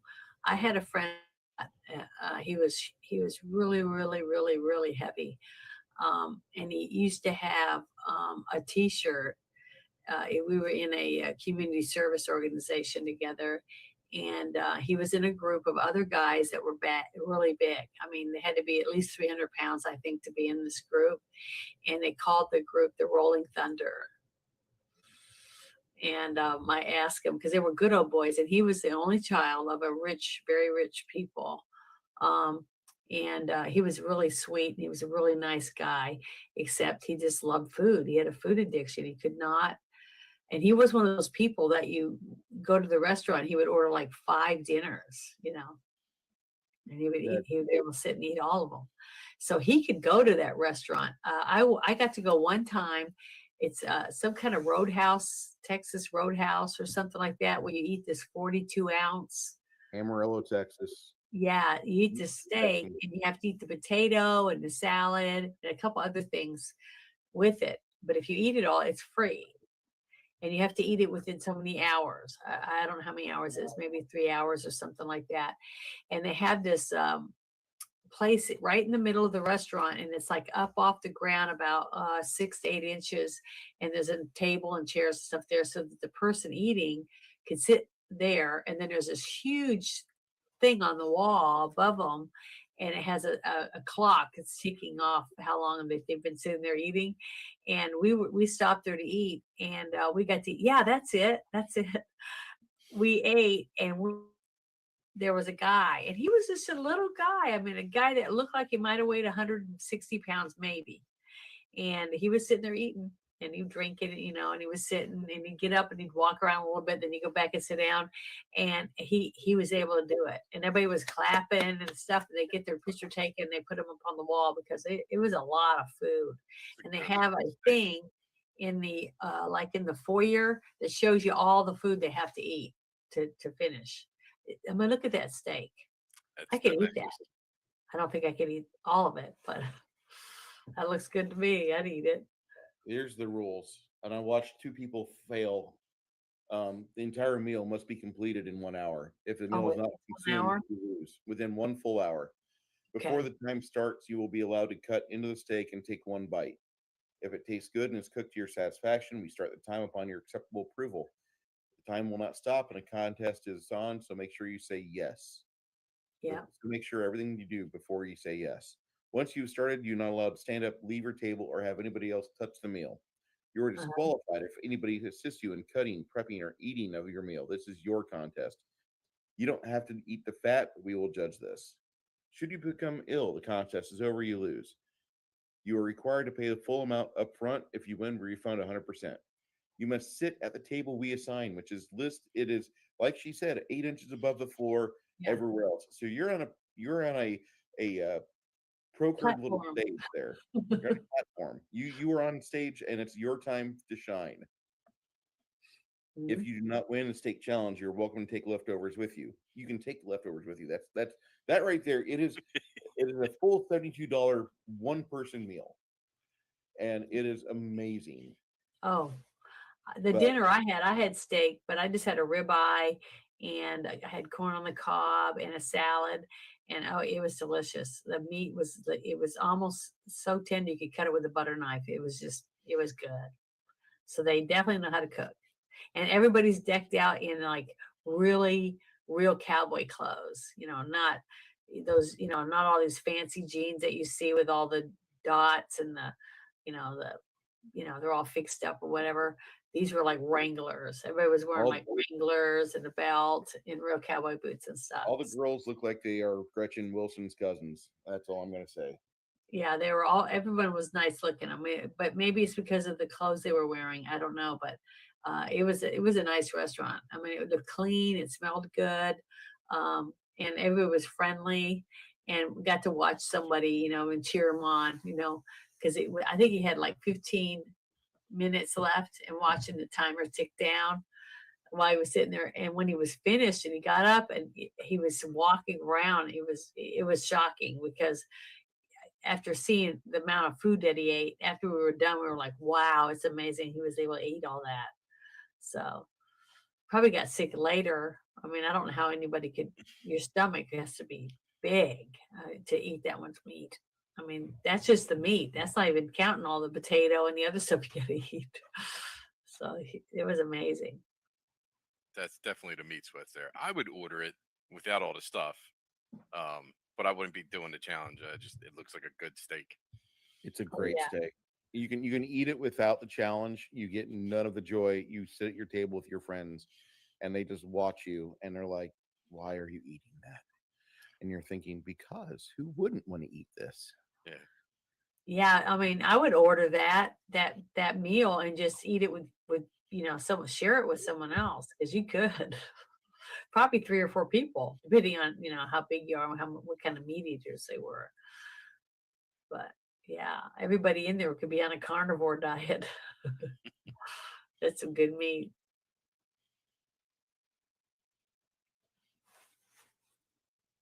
But I thought the before we finished talking about the movie, the helicopter scene, Mhm.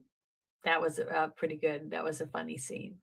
That helicopter scene had me worried at first because we are going to talk about the Twilight Zone Yeah, this year, yeah. and Yeah, we did a I little bit during the movie and stuff too. But the whole scene where, because nowadays you can tell that they don't really use a real helicopter anymore, because they just use a drone, and fly it Mhm. around. Because you couldn't tell, you just film inside the fake helicopter or whatever.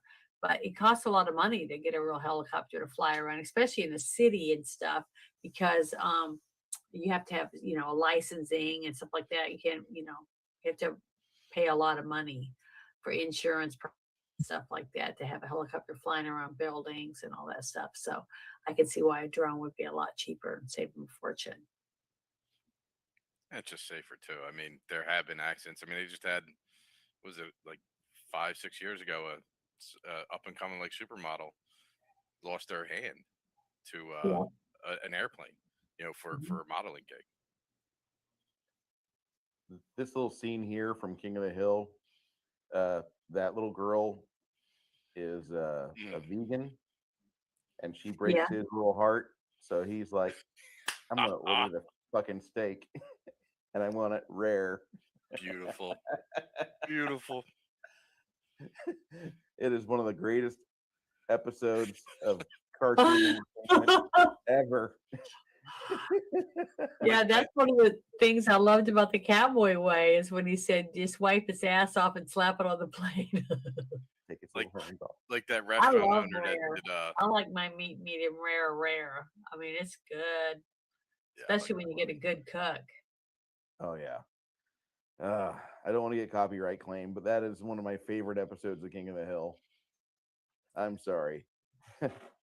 Yeah, and I want to talk about the Twilight Zone. There's 4 little instances in that show, and John Landis, God bless him, but like the more I read up on that entire thing, I think he had a bigger hand than what the court gave him on the findings of that helicopter crash. Yeah. Could maybe. I mean, that whole scene was just really sad. That him and those 2 children, all 3 got killed. You know. There wasn't a problem in the chat there, was there, Flatey? no, I didn't want to interrupt while you were talking. It's just I have to head out soon. I have to get up early for work. Okay. Well, But this has been awesome. I really appreciate the opportunity to hang out with you guys, test the software. It's my first time using StreamYard and all that. Thank you for joining us. I wish we would have spent more time talking about the movie, but I always do this. I'm really sorry, people. I mean, that's the charm of the show. It just flows the way it's supposed to. Yeah, I guess it's just a natural thing, because when you talk about one thing, something else comes up, and it makes you think of this thing and then that, and you just start adding all this stuff in there, like you're sitting around in your living room, around the coffee table talking about whatever bullshit that's going on. And that's why while you're discussing sports, movies, or what swimsuit issues. I mean, whatever, And that's why I bet you that's why people come to watch. That's why I watch this whole little gaming crew. Is there's a frame, there's a structure, but there's also just this organic, natural human flow that I personally feel is missing, at least from, for some people in certain portions of their lives. Yeah. Modern society, for many people, not everyone, we have lost something, and these channels and the people in them and running them and performing, Mhm. in my opinion, I'm not speaking for anyone but me, it just kind of provides a little bit of that quality of yesteryear and that humanity of interaction, so Mhm. I feel the same way. Since COVID, I pretty much don't watch any television. I get all my entertainment from, this groups of people that I hang out with on, YouTube and stuff. There's different little, sections here and there, but I like cross back and forth because I like all of them because I'm in with the, Geeks and Gamers, Nerdrotic, and Doomcock groups, and then ads, and then, you know, Potato, whoever else that's into Star Trek, comic books, all, just a little of all of it because I enjoy all of it. And I like the fact that I can go from one chat to another and talk to people. And it's interesting, it keeps me entertained because it's all things that I'm interested in. So I like that. That's the way it should be. Like I, met most of this through Biggest Geekers, but like what blew me away with Bruce's channel, I watched one night. I think it was you guys, and you know how YouTube is with the algorithm. You watch one thing and it sends you on a rabbit hole. So I'm working the next day, and I'm like, it says it's the same channel 13 years ago, and it's just this group of people playing at a table, and that's when I realized, like, Bruce has this huge, rich library of just human interaction with a game. I mean, there's other stuff as well, but like that just blew me away. I'm like, that I find it absolutely hands down beautiful and amazing. Like you could literally, it's like home movies, like I remember as a little kid, dad setting up the reel to reel. I forget which millimeter it was, but that's what we had home movies on.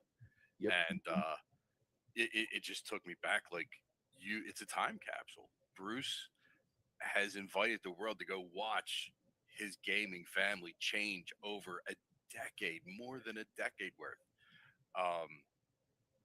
It's amazing, So, but I'm gonna have to head out. Like I said, I have work in a few hours. But this has been Get some amazing. rest I really if you can. appreciate it. Dude, thank you for coming. Thank you. Yeah, thank you for hanging out with us. It's nice. I really do think that we should, at least, invite whoever brings up a movie that we haven't seen or whatever, or wants us to watch it and we get to watch it.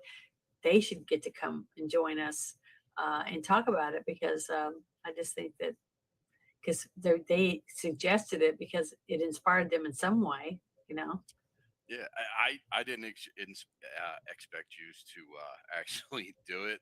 If had I known by throwing up a couple bucks, I would have picked a better movie. This is just one. Oh, it's all right. It was fun. It was a movie neither one of us had seen before. So we both got to watch something we'd never seen. We laughed our butts off. We got to watch it together, and it was funny. And it was a good entertainment, and that's the whole thing. Isn't that why we started doing it? Is to enjoy movies. Movies that we don't seem to have anymore. We don't have the same choices that we had from years ago. And what cracks me up mostly about it is the fact that I know you got to leave, but I can't help it. I like to talk.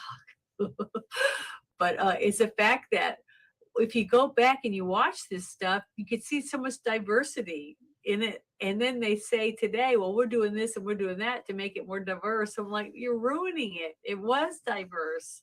And now it isn't. Now it's all woke. It's just not the same thing. So I don't understand it. To me, they just took great entertainment and they're just stripping all the enjoyment out of it. Yeah, like this is obviously not an Oscar winner, but not everything has to be or even should be. Like I have to recommend highly for Bruce if he ever gets a chance. Puddle Cruise. But you got to remember too, if it's an Oscar winner and you go to like Rotten Tomatoes and it says all the people hated it, but all the other people liked it, you're not going to want to watch it.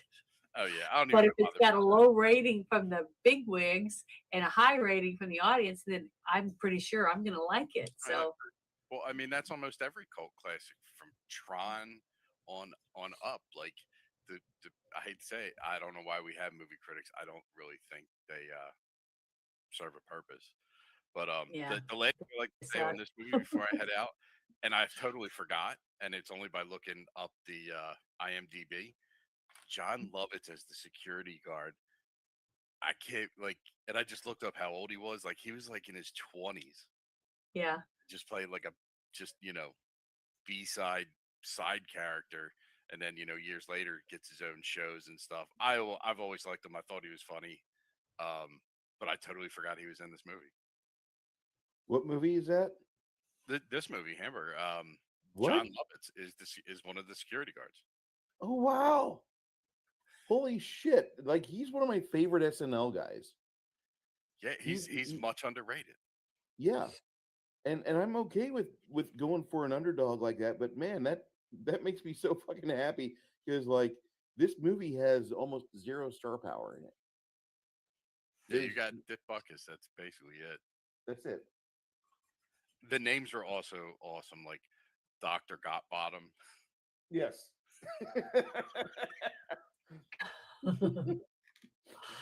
This was a great movie. We will watch another recommendation here in 2 weeks, unless Janet's like just gonna jump on one and like, I want to get another. But like, I'm Well, pretty a couple weeks back, maybe it was almost a month ago. Remember, I sent you a couple pictures on Discord, and I said I really want to watch this movie again. You're talking about The Fifth Element. Yeah. Okay. So then next week. I've been having like I don't know why, just like Galaxy Quest, I kept thinking of little things that remind me of it, and I really enjoyed watching Galaxy Quest again. It was like it's just really fun. It was a fun movie, and I'm having I don't know why I'm thinking about it more, and I've heard little things are reminding me of it, so I want to watch it again. So it's been a while, it's been a little while since I've seen it, but it's a good movie. Maybe it was because I saw all those videos of Bruce Willis from his birthday, and his family was showing him after he got diagnosed with that disorder that makes it where you can't remember who he is and things like that. I can't remember what it's called, but maybe that's why I've been thinking about it more to watch it, because it was one of my favorite movies that he was in besides Die Hard stuff. So maybe that's why I want to watch it, but I'd still want to watch it. Fair enough. So Lady, is that okay with you? with me? Hmm. And it's Yeah. sci-fi too. It's going back towards my favorite genre, which is sci-fi. So That's one of my not favorite movies, but it is a Luc Besson movie, and I love the world around Luc Besson. yeah, So I will be more than happy to talk about it, and I will be happy to watch it. It's in its entirety. I'll put the notes up on YouTube and Discord when we'll be watching it in the watch party room. good. So I hope that people will do it, because I try to. I've done a couple just voice chats. I went in there and I'll say, "Hey, I'm going to be doing in the voice chat, listen to music stuff. Anybody wants to come and hang out, they can." But I forget that I'm in Central Time, and if you're in California, then you're probably at work or who knows what you're doing. So I gotta somehow stretch myself out and make myself stay up till 8 o'clock my time, so other people will be in. But then people on the, it just it's hard because you got people from this coast and that coast, and they don't always mesh. Janet, Do stuff. just seriously, just watch the film, and or just set up a time to where we make ourselves available, and if the people can make it, they can make it. And if they can't, we understand that's fine. Yeah. I would love to be more Aussie stream, because I've got some friends in Australia that are just fucking just hellraisers, but Yeah. I can't stay up that late. And my hours, I can only do this for like 3 or 4 hours a night. So Yeah, that's what I'm saying. Me too. I at 4 o'clock in the morning, 4:15, I start hearing rooster crowing. So It's just time to wake up. But Flatey, dude, that is one of the highest paid compliments I've ever heard, man. The When I was a young kid, I wanted to be a journalist, and that's why I went in the Navy because they had a JO school that I was supposed to go to. That got put by the woodshed and burned. But I went over to the service and was going to be a journalist. I did a lot of home movies on board the USS Defender, which I think QMC still has those, and we did newscasts and all sorts of shit. But that was something that I always used to talk about when I started playing games in Central Illinois. I'm like, dude, why don't we videotape these? We could have a whole library full of a campaign, and who wouldn't want that? And everybody looks at me like, are you fucking serious? That's the stupidest thing I've ever heard. I'm like, you're an idiot. One of these days, we're not going to be here. And our family could see this and be like, they're actually having fun.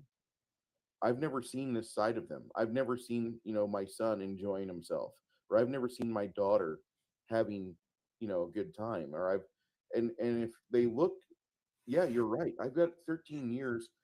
There's some absent years there, sorry, but I've got some time where people were hanging out and they were just enjoying themselves, bros being bros, girls being just little geek girls, and just in the moment enjoying themselves the way they should. And I think that gaming, it shouldn't, I shouldn't be demonetized by YouTube, because somebody said a poo poo word. But I might have videos in my library where people might find them a little problematic, and I Yeah. don't give a shit. I absolutely don't. That was something that was said unscripted, and it was said in the moment, and that's exactly what fell out of their mouth, and it needs to stay. I Yeah, for want me, they've been background while working sometimes. Mhm.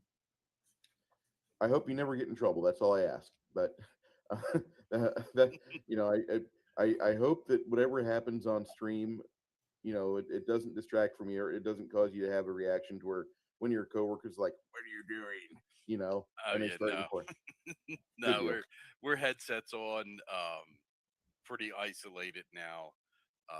But normally I listen to my gaming stuff or my politics or some comedy, um, or one of my books or my music. But yeah, I when I found, I guess they call them playthroughs. I got hooked. I'm like, like I'll listen to Max a lot.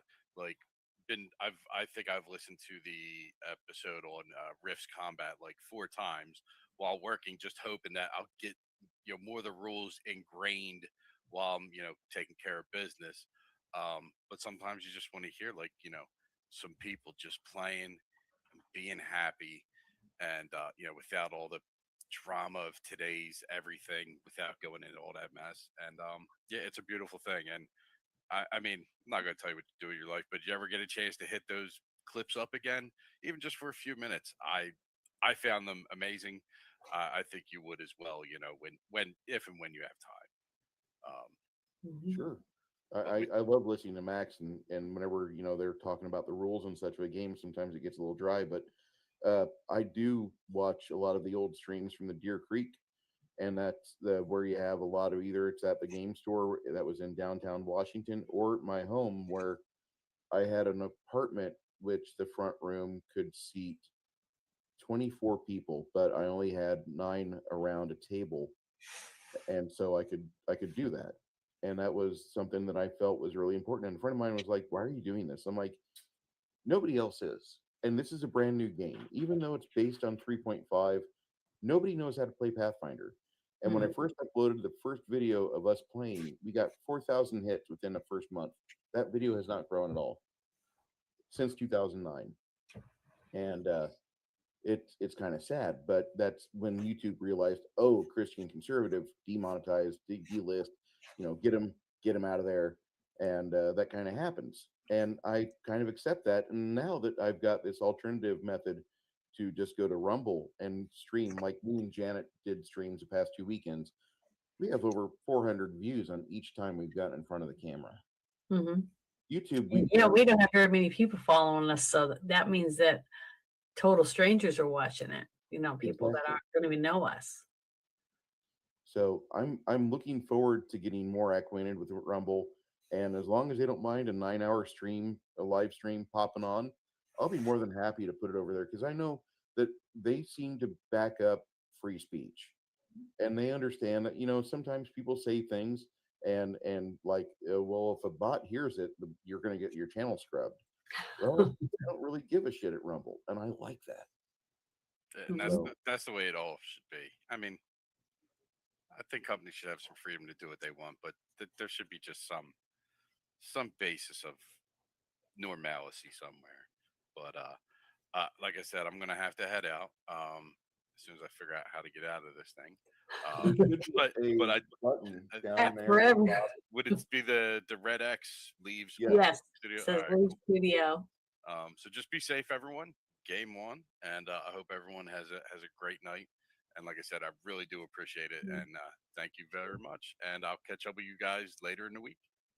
Thank you for Thank joining you, us. buddy. Thanks for being here, man. Anytime. Bye It bye. means a lot, sir. I don't know. I think I'm gonna cry because like that seriously like hit me in the feels because like there's people that were at my table and they're not in the same shape anymore. They're not able to get around. They're not able to do stuff like they were. And in a few years they'll be gone. That's why I'm sad a little bit that people are taking pictures on their phones, okay, or their computers and stuff. They no longer have photo albums and they don't have lots of pictures on the wall. I have, I mean, I am so eclectic. People get what one of my sisters absolutely hates the way I am. Like you've seen pictures in my office, right, of all my lithographs and stuff. It's just crammed everywhere. But every time I look at anything, it makes me feel something. It's like I go, oh, I love this picture, or that one's sad, or whatever. And I have all down my hallway. I have like collages of pictures of just from when I was a little baby up until today, that type of stuff, just all crammed together with my mom, my uncles, my grandparents, just everybody. And it makes me feel good. I walk down the hallway and I'm drinking my coffee and I can just look at them and I'm right in that memory.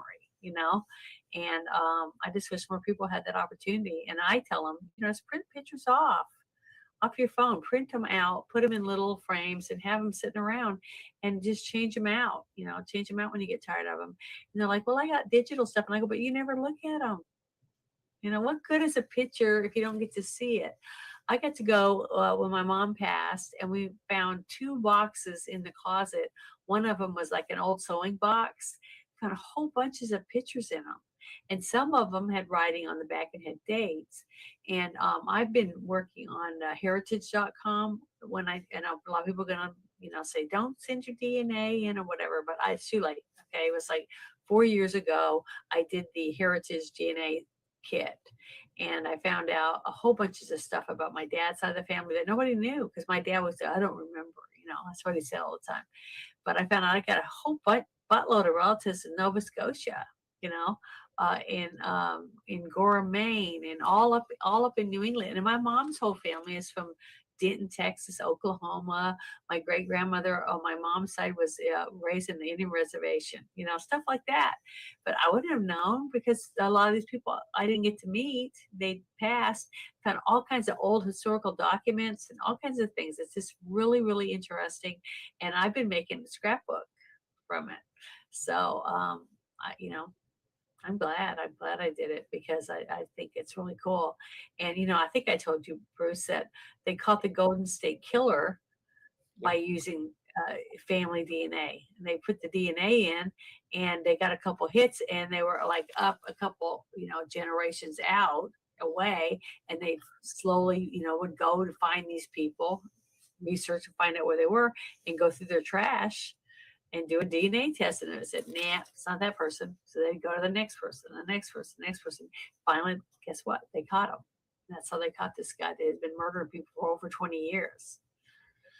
He's the one that would go in and he wanted to rape the wife and he would tie up the husband and the wife and he'd hog tie the husband and put like teacups and stuff on his back and tell him if he knocks this over, then he's going to kill her, And then he would kill them anyways. He killed both of them, but the people didn't know it at the time. So it was like really horrendous. It was a horrible person. And they finally caught him. I don't think they've gone to court yet, but you know, he was as bad as BTK. So, you know, if me putting my DNA in there catches some serial killer down the road, great.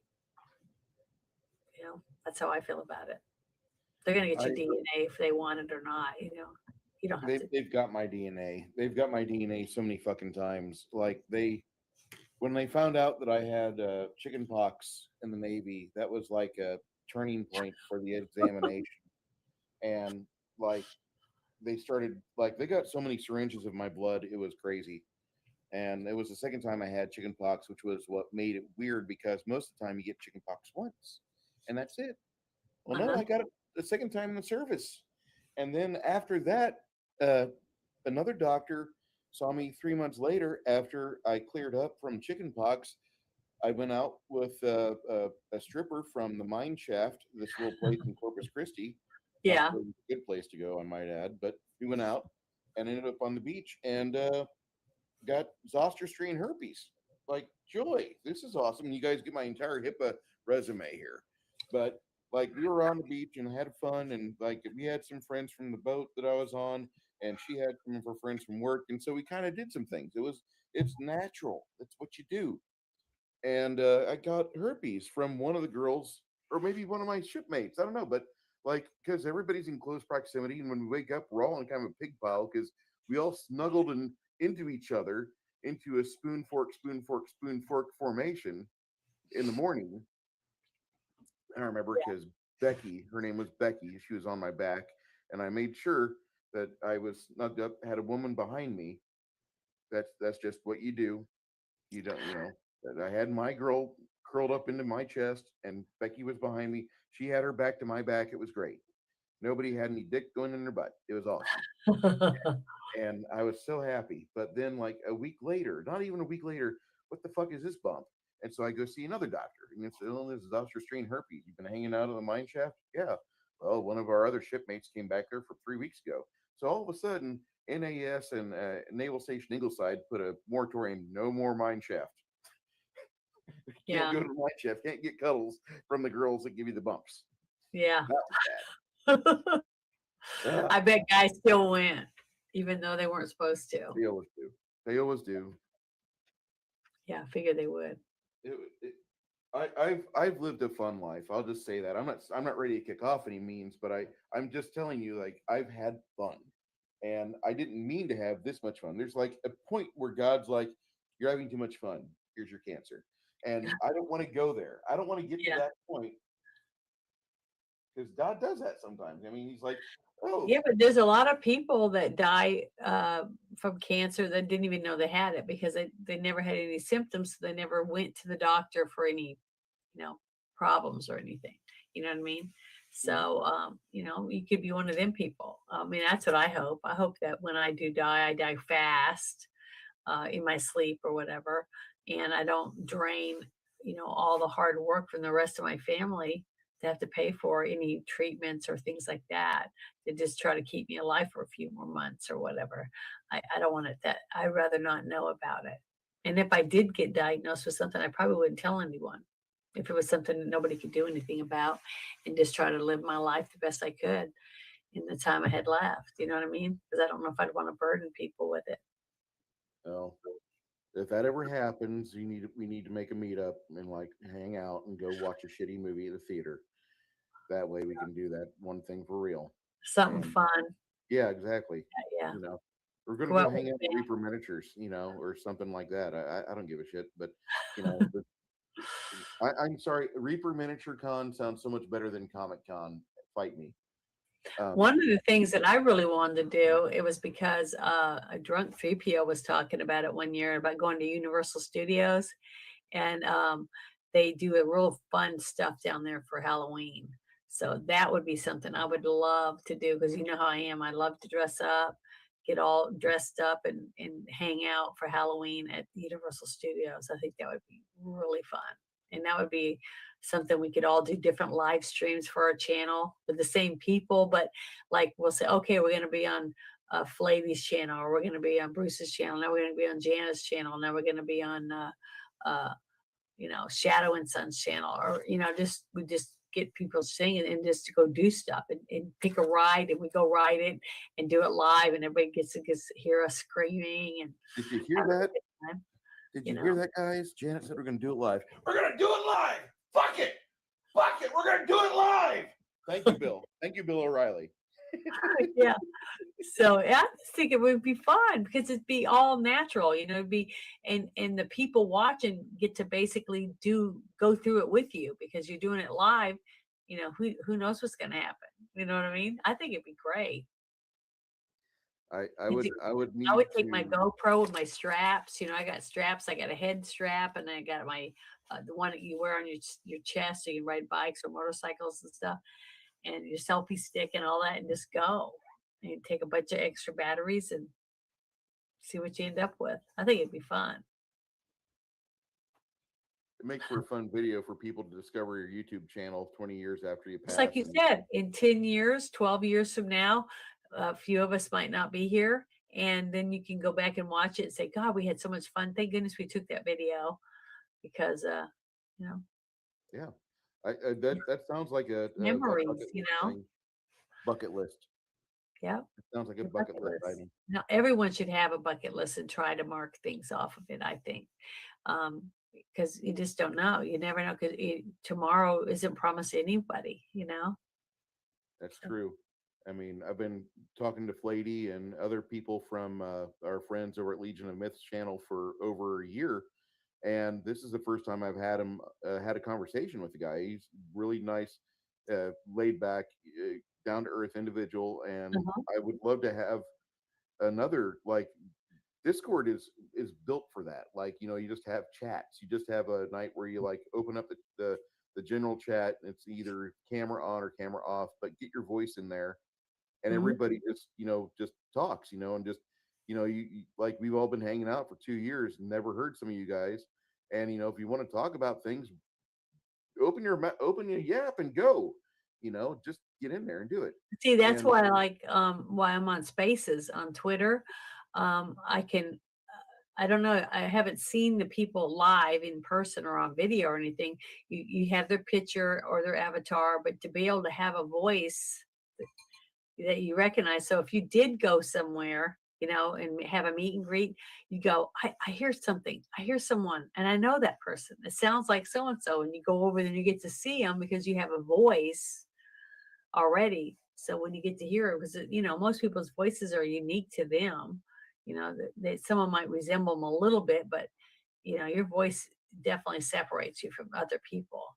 So you'd be able to tell, oh my God, I know it's hard to believe that that's what you look like, that kind of thing. Because I remember how excited I was getting to watch the Nerdrotic the first time that all of them went to Vegas and did their little deal, and all the videos were coming out, and we got to see how little comics division was. I was surprised because watching him sitting at his desk, he just looked like a tall guy, like a biker or something, a big gruff guy is what I pictured him as. And then when I saw these little videos coming out, I was like, he's a little guy, he's not that big. And they came out with, I think it was Parrot Head had made a couple videos, and it had these two guys, cops, walk out, and then you see this little dwarf guy come out after them, and it's got comics heads on it, and stuff. See, that's gold, that's just gold that later on, 10 years from now, when we get to watch it, you're just going to laugh because you're like, I remember when that happened, when we did that. And that's, that's fun, because when people make fun of you or poke fun at you like that type of thing, that's almost like a badge of honor, basically, because people only make fun or take that kind of time out for someone that they care about, I mean, unless they're a troll and they just want to hurt people. But I'm not talking about that. I'm talking about when friends do that kind of stuff with you. We do have a troll in our chat. We do have Jeremy, who is a happy troll. And Brooke, don't ban Janet. Don't ban or silence Jeremy. He's that's what he does. He trolls, and he's harmless. He's not hurting people. He's not causing problems. Yeah. I enjoy him. He's a good kid, and we do that. And the thing is that God, it's such a open door of conversation. Like, the 13 years that you might put on YouTube, like what would you put on? I put on all the times at the table I could. And then once I got to where I was recording things with phones, like, yeah, there's some time where like I was recording with a phone with a cracked lens, my bad, but you can still listen to it. And Yeah. so if you want to, you can. I've gone back and listened to those. Some of those still stand up. Some of those sessions are great. And then there's others where like, my God, I can see why this got 17 views. Less too. I get it. But there's some real gold. And you guys, I know this sounds weird, where I tell you, yeah, just turn on your microphone and just record people talking and shit. But upload it to somewhere, not YouTube. Upload it to your own private library or whatever you've got, and do that, because you might not know what's going to happen tomorrow, and somebody you love might not be here in a year. So you'll be doing your thing, just going through your daily rhythm. And if you're like Flatey is, where he listens to these chats online Yeah. while he works, all of a sudden, you might hear somebody's voice that like I haven't heard them for a while. I picked up a video 3 years ago when I was home, and it was my grandma, and I haven't heard her voice since 2016. She died then, and I'm like, it's just one of those things. That was the first time I've heard her voice since. And then my cousin Rachel, who has a tattoo, a sound wave of a tattoo, and whenever they scan it, you can hear the recording of my grandma on my cousin's arm. Now, I'm sure that as Rachel gets older, yeah, It's amazing. but my cousin Rachel, you haven't seen my family and my dad's side, God bless him, but we are not meant to be skinny people. The skin will deteriorate and it will stretch, and my grandma's voice will get ruined, much like a Betamax tape left out in the sun. It's not going to be good. And I'm just, I don't want to besmirch her. I don't want to have my cousin do that again in like 20 years when the skin is stretched out and my cousin has gained weight and then lost weight, because that's what her entire family does. They Yeah. they blimp up with childbearing, and then like in their 40s they go down to 120 pounds. That's all they all do. And it's going to cause some tearing, some sound distortion. And I know that sounds kind of mean or whatever, but I just, like, we have tapes, we have digital media. You didn't need to do that to yourself. That's me. But my cousin, she wanted to remember her grandmother, and she was there. My grandma was there when my cousin was born, and Rachel was there at the moment of her death, and she just felt like that was something she had to do for her. Okay, that's cool.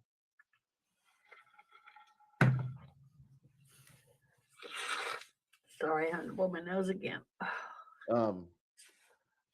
Everybody, next week we will be discussing the movie. If you didn't hear before, Janet has been wanting to see The Fifth Element. Fifth Element, yeah. Directed by Luc Besson and Bruce Willis, a bunch of other people. Gary Oldman's in it, and it's an amazing film. It's not my favorite Luc Besson movie, but it's a good Luc Besson movie because he doesn't really make sense. It's a fun movie.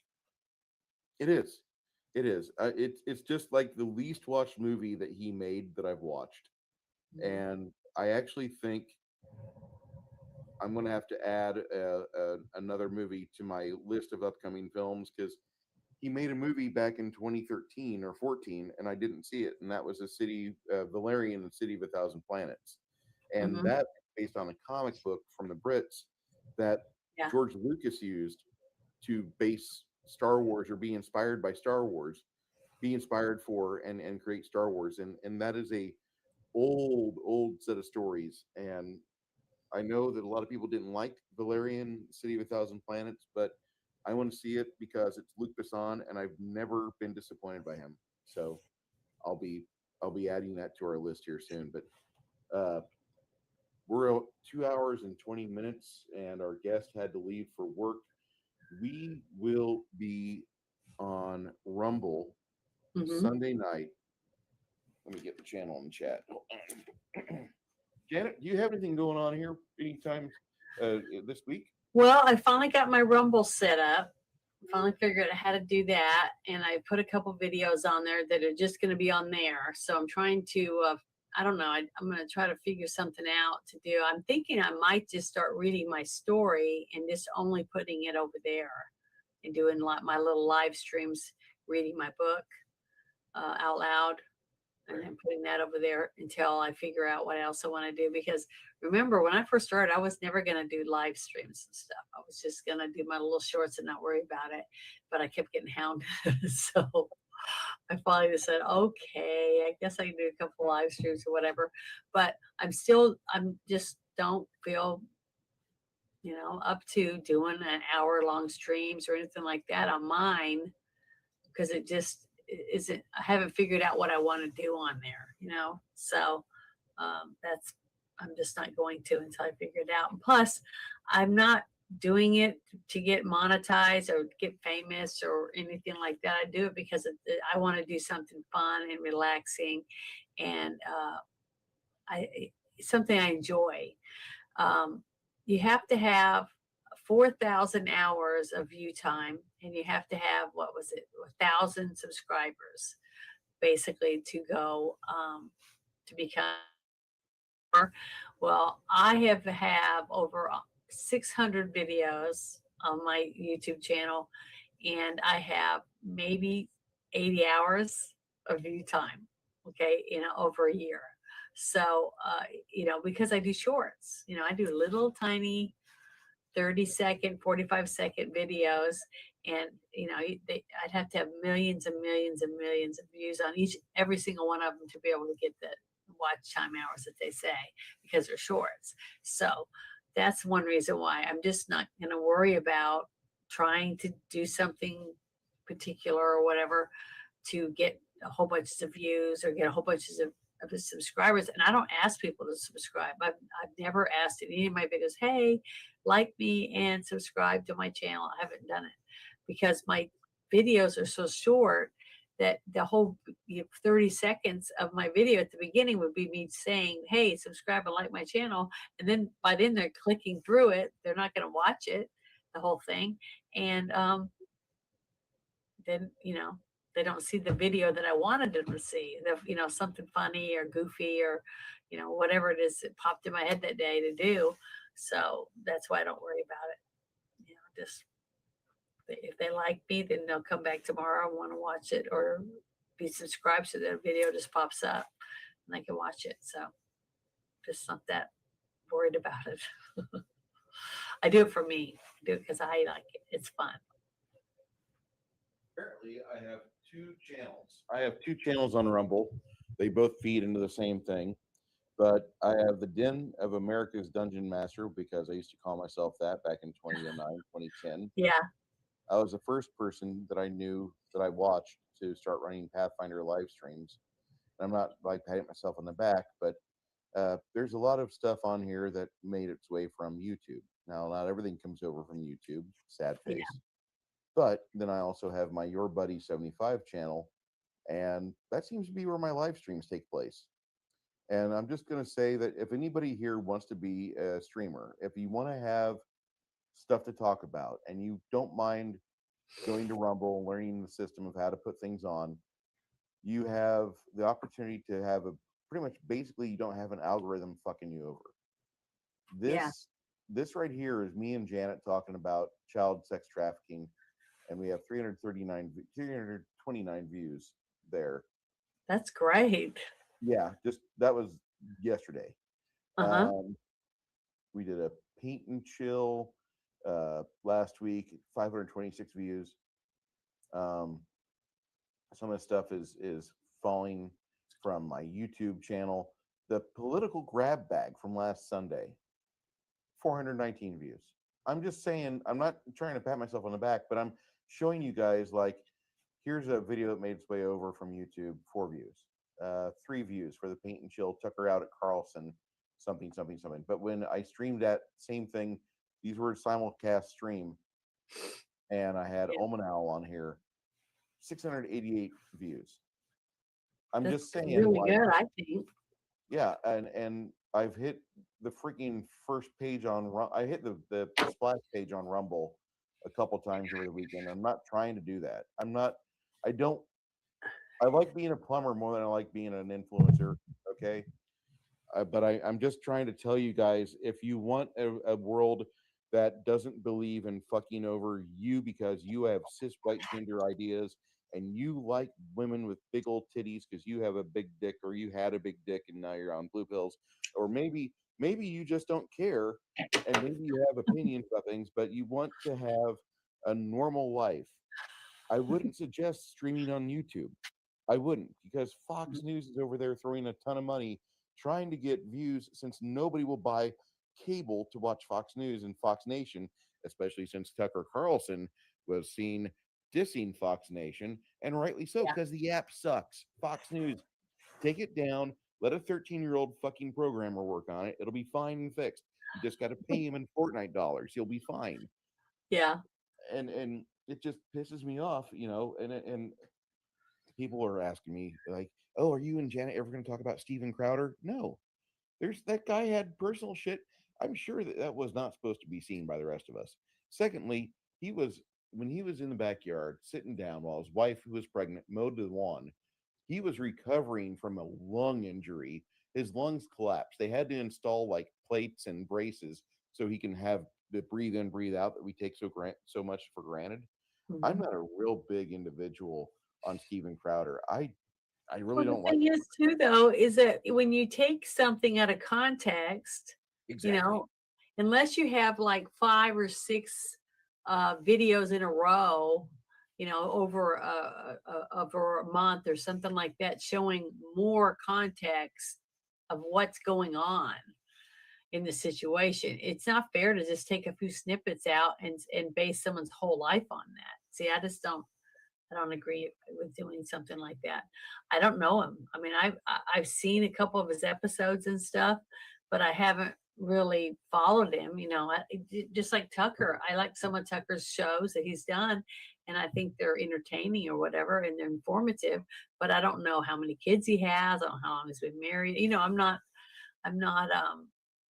you know diving in head first to find out all this information about something. So, to me, it's just, you know, it's entertainment, and that's what I look at it as. And unless that entertainer is related to somebody I know, or it's been my friend since childhood or something like that, I really do not, spend lots of that time outside of watching whatever show it is or whatever movie they're on or TV series or whatever. I don't really spend any more time than that doing stuff, looking into them or, fawning over them or whatever you want to call it. So, but, I like this. I like doing this because it's fun. And, I never expected to have anybody watching us. I didn't know what was going to happen, but I wasn't expecting it to be this much fun and this interactive and stuff, because, I didn't know what to think about it. I'd never done it before. So, but I like it. It's fun. I enjoy it. I Even if, knew you'd be a natural at it, and there was a point in time where I was thinking that I needed to find a soft counterpart to be able to stream with. My yeah, wife appreciates me doing this because it keeps me from bugging her for sex, and so she's like, it's scheduled. We do this at our own time, not whenever you want, whenever I want. Go stream, go have fun, play Fortnite with your friends, beat up on 12-year-olds, go have fun. And she's like that's that. good. I mean, that's what's one of the things I talk about when I talk about relationships is when you're in a relationship, your relationship be stronger, I feel, if each of you have your own passions and you don't stifle that. You don't say, well, I don't want you playing golf anymore. Or I don't want you playing baseball. Or I don't want you fishing. Or I don't want you doing that. I just think that's ridiculous because why were you attracted to the person in the first place? all the things that you do and you're involved in is what makes who you are, right? So if you Yep. start taking out all the stuff that well, I don't like you being there because it takes away time from me. We should be doing something together, blah, blah, blah, blah. And the next thing you know, you're looking at each other going, why am I with this person? You know what I mean? I So was with a woman who wanted me to stop gaming. And that's a reason why for a year I didn't pick up dice. And I absolutely hated that. And I didn't enjoy being with her. And I didn't like being with her kid. I mean, her kid's a fine kid. He's like 18 now. And yeah, I hope he goes far in life. She didn't go far. She made a lot of mistakes, and then she thought she could get over on some big fire chief captain in Peoria, and the guy had like 7 kids from other women. So like she only made out at the very end when the kid turned 17, and all the other baby mamas fell off the dole. That was when she got the big money, and then like the kid turned 18. Oh, that's cut off. Oh my God, my friends told me that that was a great day to be around, like, just because the eternal scowl she has on because she thought yeah. she was going to make money. Her kid's great. She made the kid for the wrong reason, and she was just a very much unlikable slag. And I saw something else with her, and I was mistaken. I gave a year of my life to somebody I shouldn't have.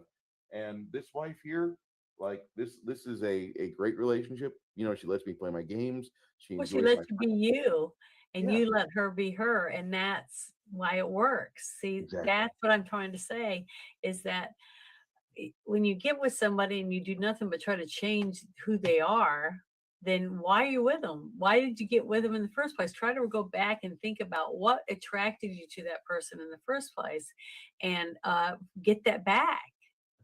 Take back what made you guys a couple in the first place, and you'll start realizing, wow, we've been missing out because this is what our relationship is supposed to been like since the beginning, and we've let it just fall to the wayside because we started demanding each of us stuff from each other that you know changes who you are in the dynamics of your relationship. And that's why I think so many people end up getting separated and stuff, is because they start almost immediately trying to change the person they were with because, oh, I don't like him hanging with other women. If he's going to be at the gym and see all those women, I don't want him going. So it's like that's how you met him. Whatever, type of thing. So to me, it's just dumb to just expect the person to not be the person that you want to be with. Now they're not the person you want to be with because now you're not with them. It's just, I don't know. That's common sense to me. I just think people lack common sense today compared to what 20 years ago or more. Maybe it's longer. I mean, I don't know. It just seems like you listen to these people talking about something that they're in the middle of it. You're like thinking in the back of your head, going, I can't believe that I'm friends with this person this long and I'm just now finding this out, that type of thing. But, nobody's perfect too. That's another thing, is that no one's perfect. And when you think, well, I'm so much better than this person, I deserve better. I mean, really? Do they? Or do you deserve better? I mean, how do you treat that person? Start looking off before you start throwing the other person off the bus, type of thing. That's what I tell people. And I just put in the chat for those of you who want to follow Janet and support a platform that loves you. It doesn't hate you. At least it doesn't try to, take money out of like what your hobby account. Go follow Janet on Rumble. I put the link in the chat. And yeah, it's shorter. But Travis said Janet needs a shorter name. I had the very first channel I ever went on was Ahmed Faith's channel. He was the very first person I ever did an interview with or anything, and he tagged me as JFAP. It was, I thought that was pretty cool. So it worked pretty good. What's so funny? Whenever I hear the word FAP, all I think of is masturbation. And well, it's JFAP, Janet from Another Planet. So Okay. I thought it was pretty Okay. good. I wasn't that smart. I didn't hear that. I heard, Oh, and I'm day like, fat, that's what it is. So, my bad. but it's typical me. It just went right over my head. I had no idea what you're talking about. So, but I do now. So now my eyes are open to that. But you know, I just be There, myself.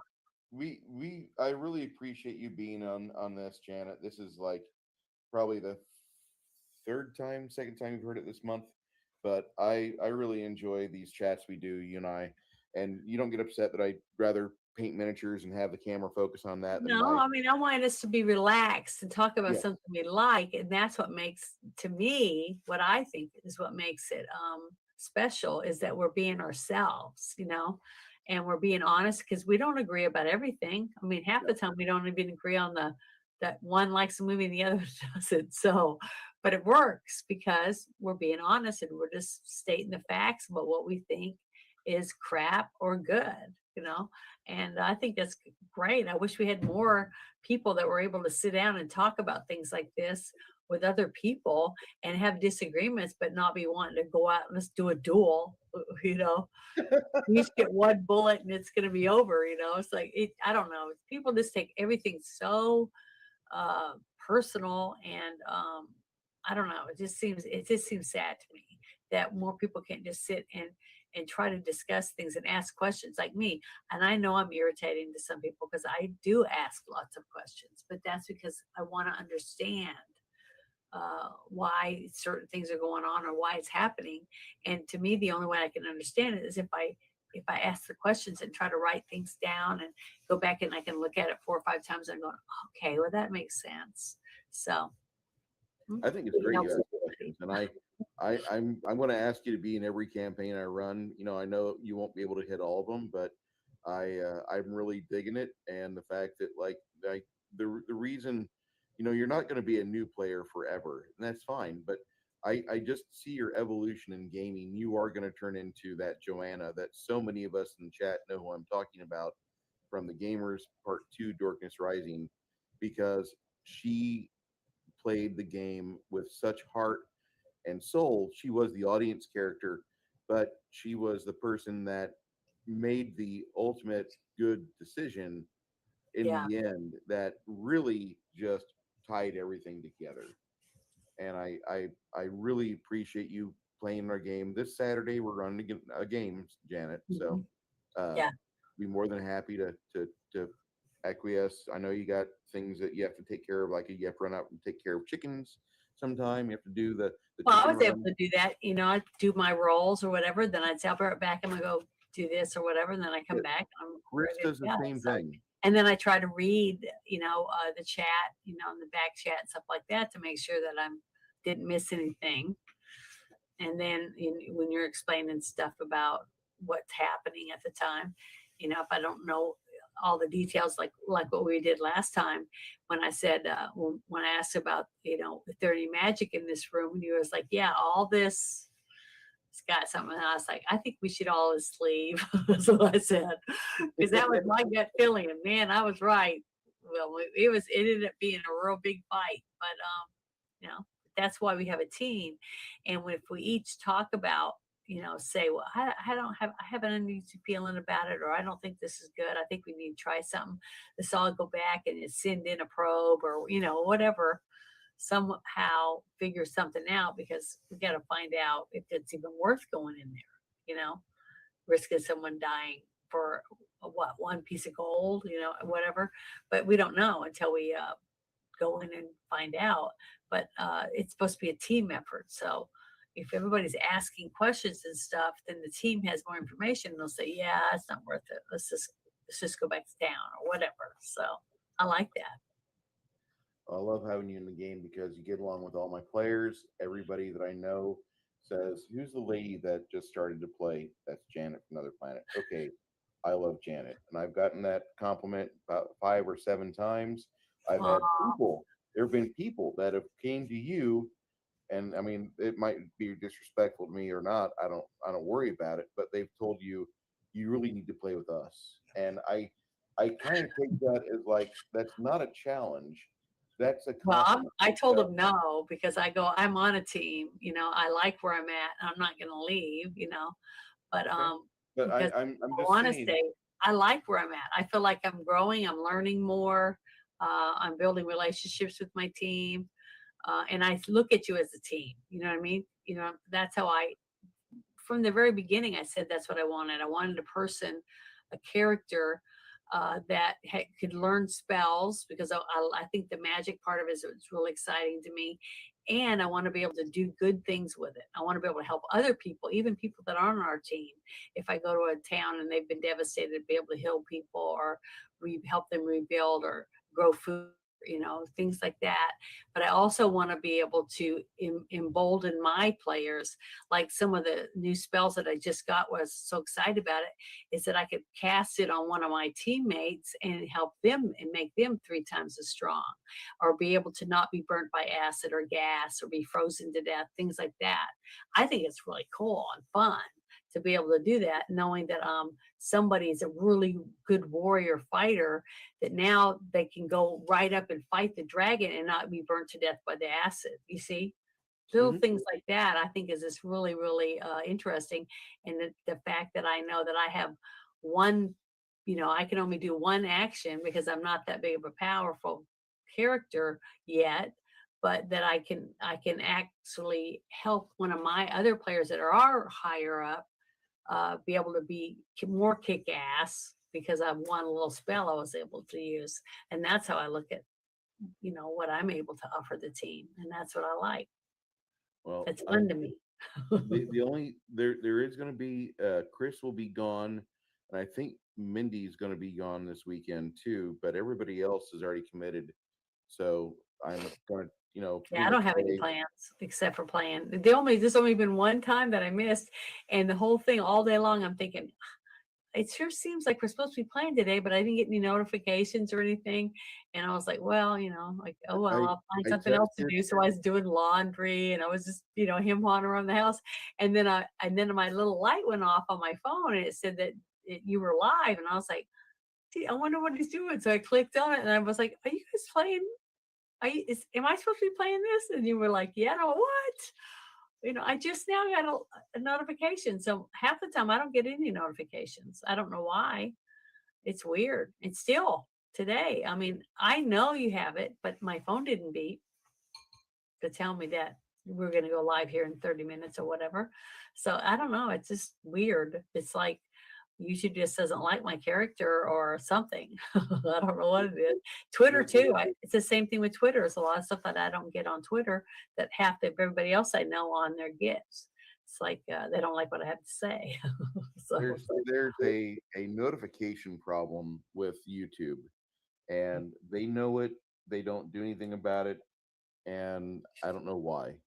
But YouTube needs to one of these days fix their notification squad to where whenever people do go live or they do something, the fans, followers, people that are they have the bell clicked. It's not like that. So we only have the audience we have because of the fact we're regular. We tell people what's going on.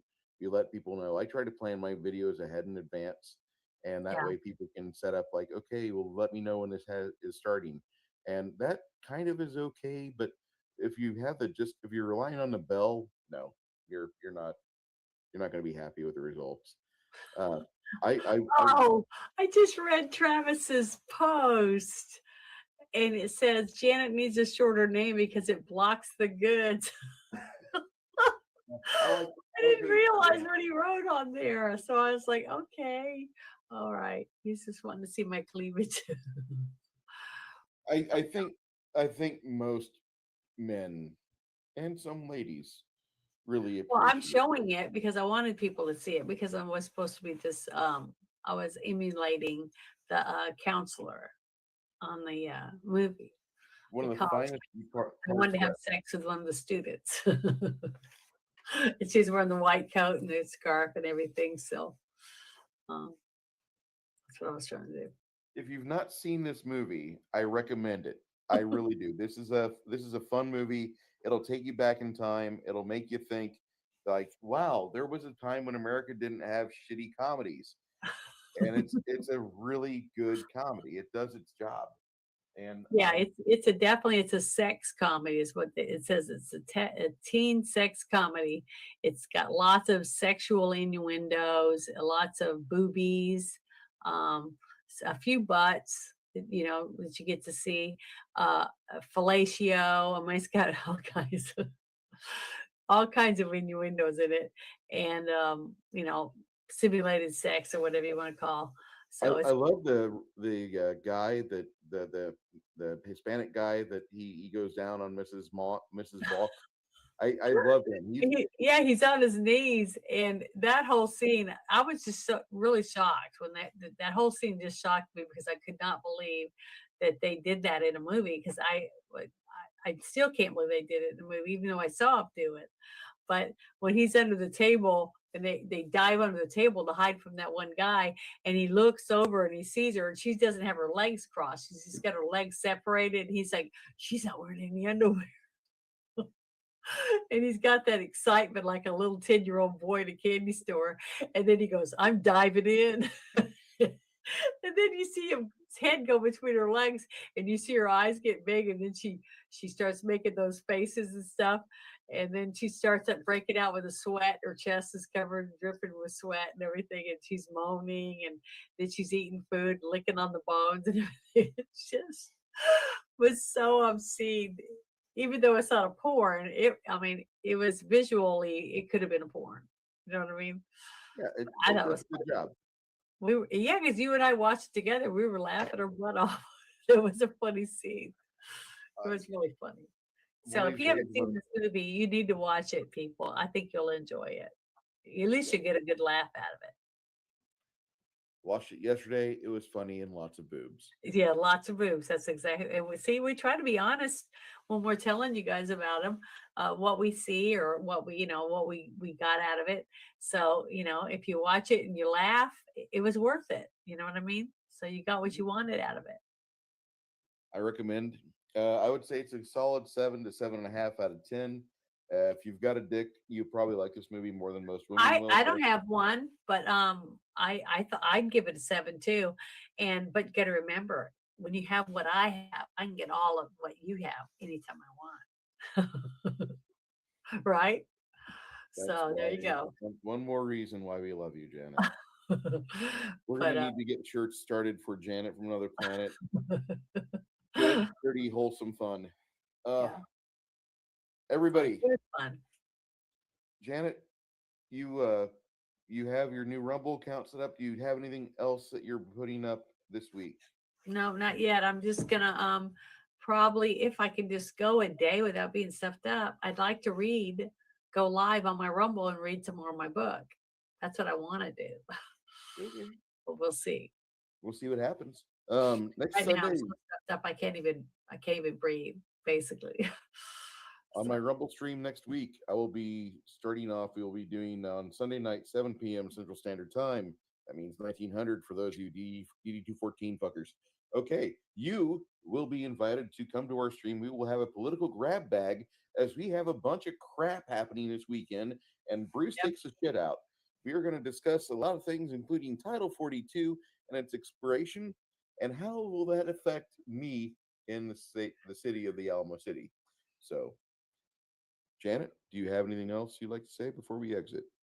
No, just saying thank you to everyone who came and hung out with us and laughed and got to listen to Flady get up here and talk about the movie a little bit. And it was fun. I really enjoyed it. And thank you so much for making it enjoyable. And Bruce, thank you for being such a good host. I'm sorry if I talked over you. No, you didn't. I talk over you all the time. Why shouldn't you be able to do it sometime too? I admit it. At least I'm someone that can admit that, this is one of my flaws, but that's what makes me who I am. And Right? that's why I said I apologize if I talked over you, and I get it. We both do it to each other, but I just want to make sure that whenever you speak, I'm not stepping on you. That's all I want to say. I know you're not. I think you're a wonderful person, and I think you're a good man. I don't think you do anything out of spite. And I just like that we're getting to do something fun and get to hang out and get to have all these people come and hang out with us that aren't, we're not making them want to go jump out of a window. So that's good. No, I will never give you any sort of investing advice. For all of you who are there watching us on the replay, for those of you in the chat that are here, I must thank you very much personally for Flady coming in and being a guest and entertaining us for an hour and 40 minutes and giving us your insights.